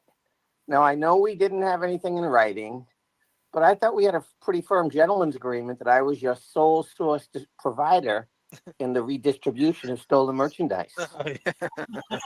Disclaimer. Disclaimer. Kevin from South Boston, calm the fuck down. Leave the ATF at home. Oh, freaking! That was funny, huh? He's giving out the coins, the Bruins and the Patriots coins, telling people they're worth money. Oh yeah, hell yeah! He gave some everywhere he went. He dropped the coin. Listen, Mikey, how are we feeling about the case right now? How are we feeling? How are you feeling? One thing before I get into the case, I keep having this terrible nightmare that I freaking driving down Soldiers Field Road and I get pulled over, but it's by Higgins. Oh, Higgins! Fuck the bowling. Anyways, how I'm feeling about the I don't know, man. I'll pull down your pants. Oh man. Shit. So, God damn. So anyways, yeah, I guess, each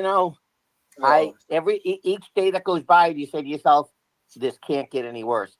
Something else happens. It might not be directly related to the case, but I don't know how much attention you all paid to that Canton police audit, if you want to call it that. Right. That was one of the biggest wastes of $200,000 in the history of mankind. It was a joke.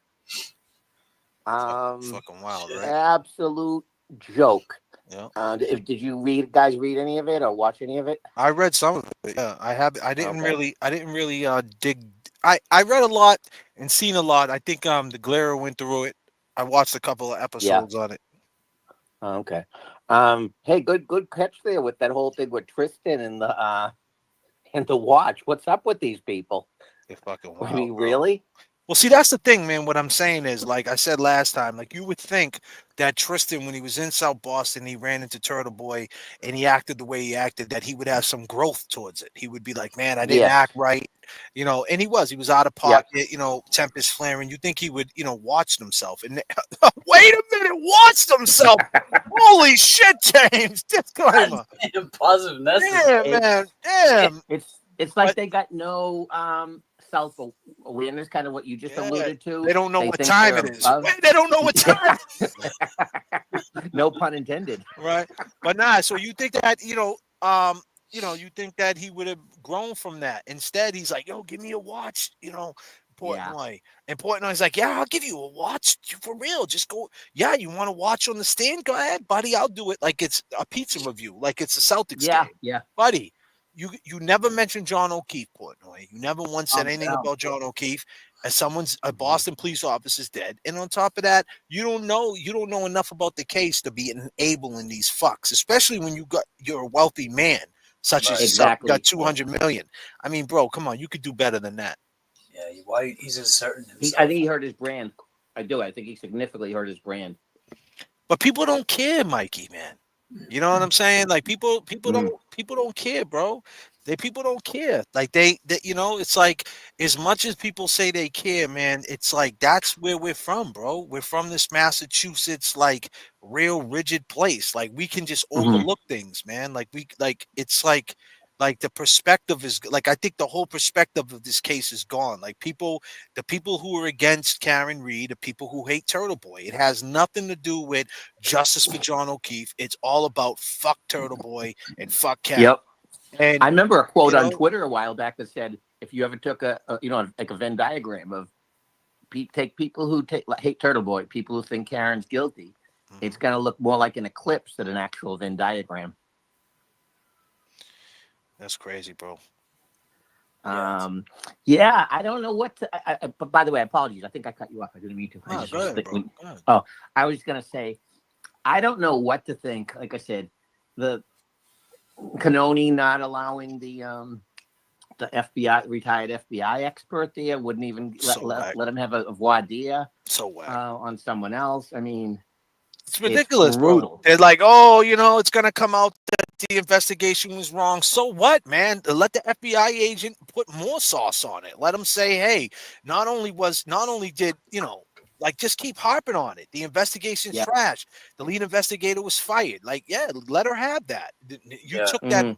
You know what I mean? Like, why? Oh, they'll figure it out. That FBI agent would be, the main thing. Like people, hey, what about the FBI agent that said they didn't do their job? Instead, they, it's like, yeah, they're gonna know it's corrupt, but you're going on the belief, Canoni's the belief that's just like playing the seat. Is it though? I don't know. You know what I mean? I don't know. The way Hank Brennan gets up there and lies, I don't know. Is it playing the seat when them four walls close in and everything's bigger in the court? I don't know. That's exactly. It's just weird, man. It's weird. I was thinking one last thing. I don't want to keep you, but for you guys, I'll just try to make this simple. Percentage-wise, as we speak, how many innocent people do you think are sitting in jail right now? Just in Massachusetts alone, because they didn't have Karen Reed's money, percentage-wise. Honestly, I would say that it's not that people are 100% innocent of something. I would say that it's people who took the probation Buck Rogers package, and they took probation, and they took a plea, or they could have beat the case, or they just have a criminal record, and they're just getting used and abused by the system. I think there's a lot of that. A lot of people just sticking polos in the bag, so to speak. Drug issues, like, all right, you know what? We'll just, they should have repercussion, but should they be trapped in that revolving door? There's a lot of that. But as far as innocent people, there's a lot of innocent people too. But I think the police target that a lot. They target the people who have probation surrenders and railroads, and they fuck you, man. They fuck you. They find a way to fuck you, man. Sad. Really sad. But anyways, keep up the great work, guys. Mikey, man, it's always a pleasure, brother, man. And do me a favor. I just seen this green polo, man, at Macy's, man.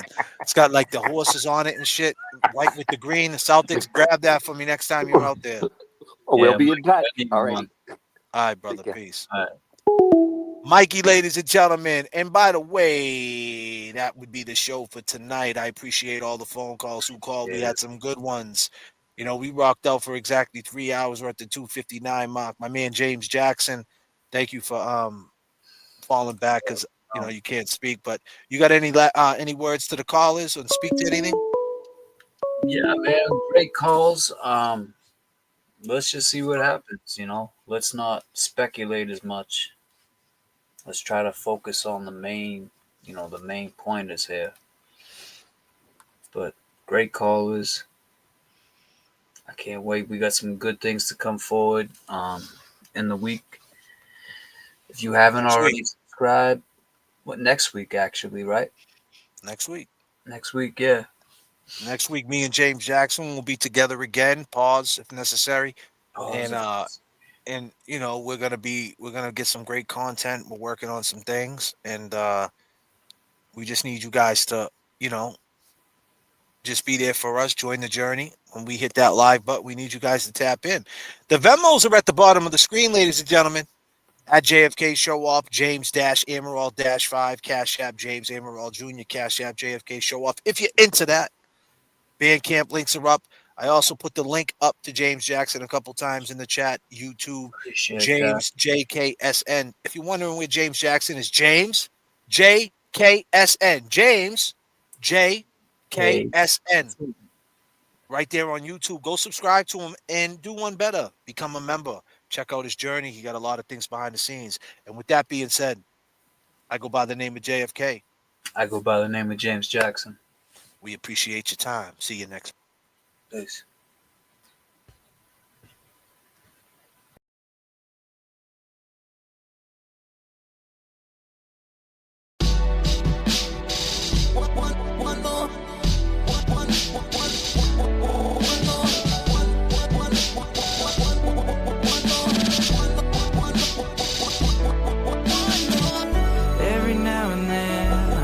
To the sky, and while the minutes pass, I lose track of time. But all I gotta do is try to spend it right.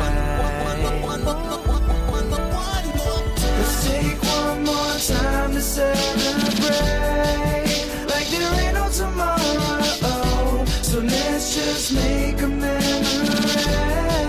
'cause tomorrow will be too late. Don't think twice and hesitate, 'cause it's all that we got for now. Just one more time to make it great. Yeah. Just one more time.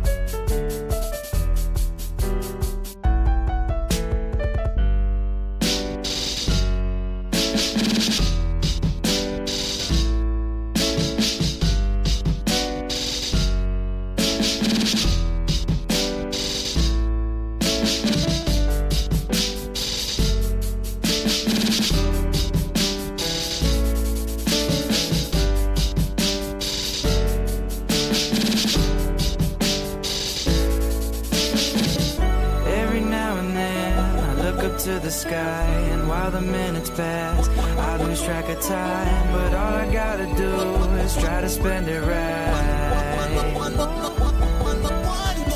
Let's take one more time to celebrate, like there ain't no tomorrow. So let's just make a memory, 'cause tomorrow will be too late. Don't think twice and hesitate, 'cause it's all that we got for now. Just one more time to make it great. Yeah. Just one more time.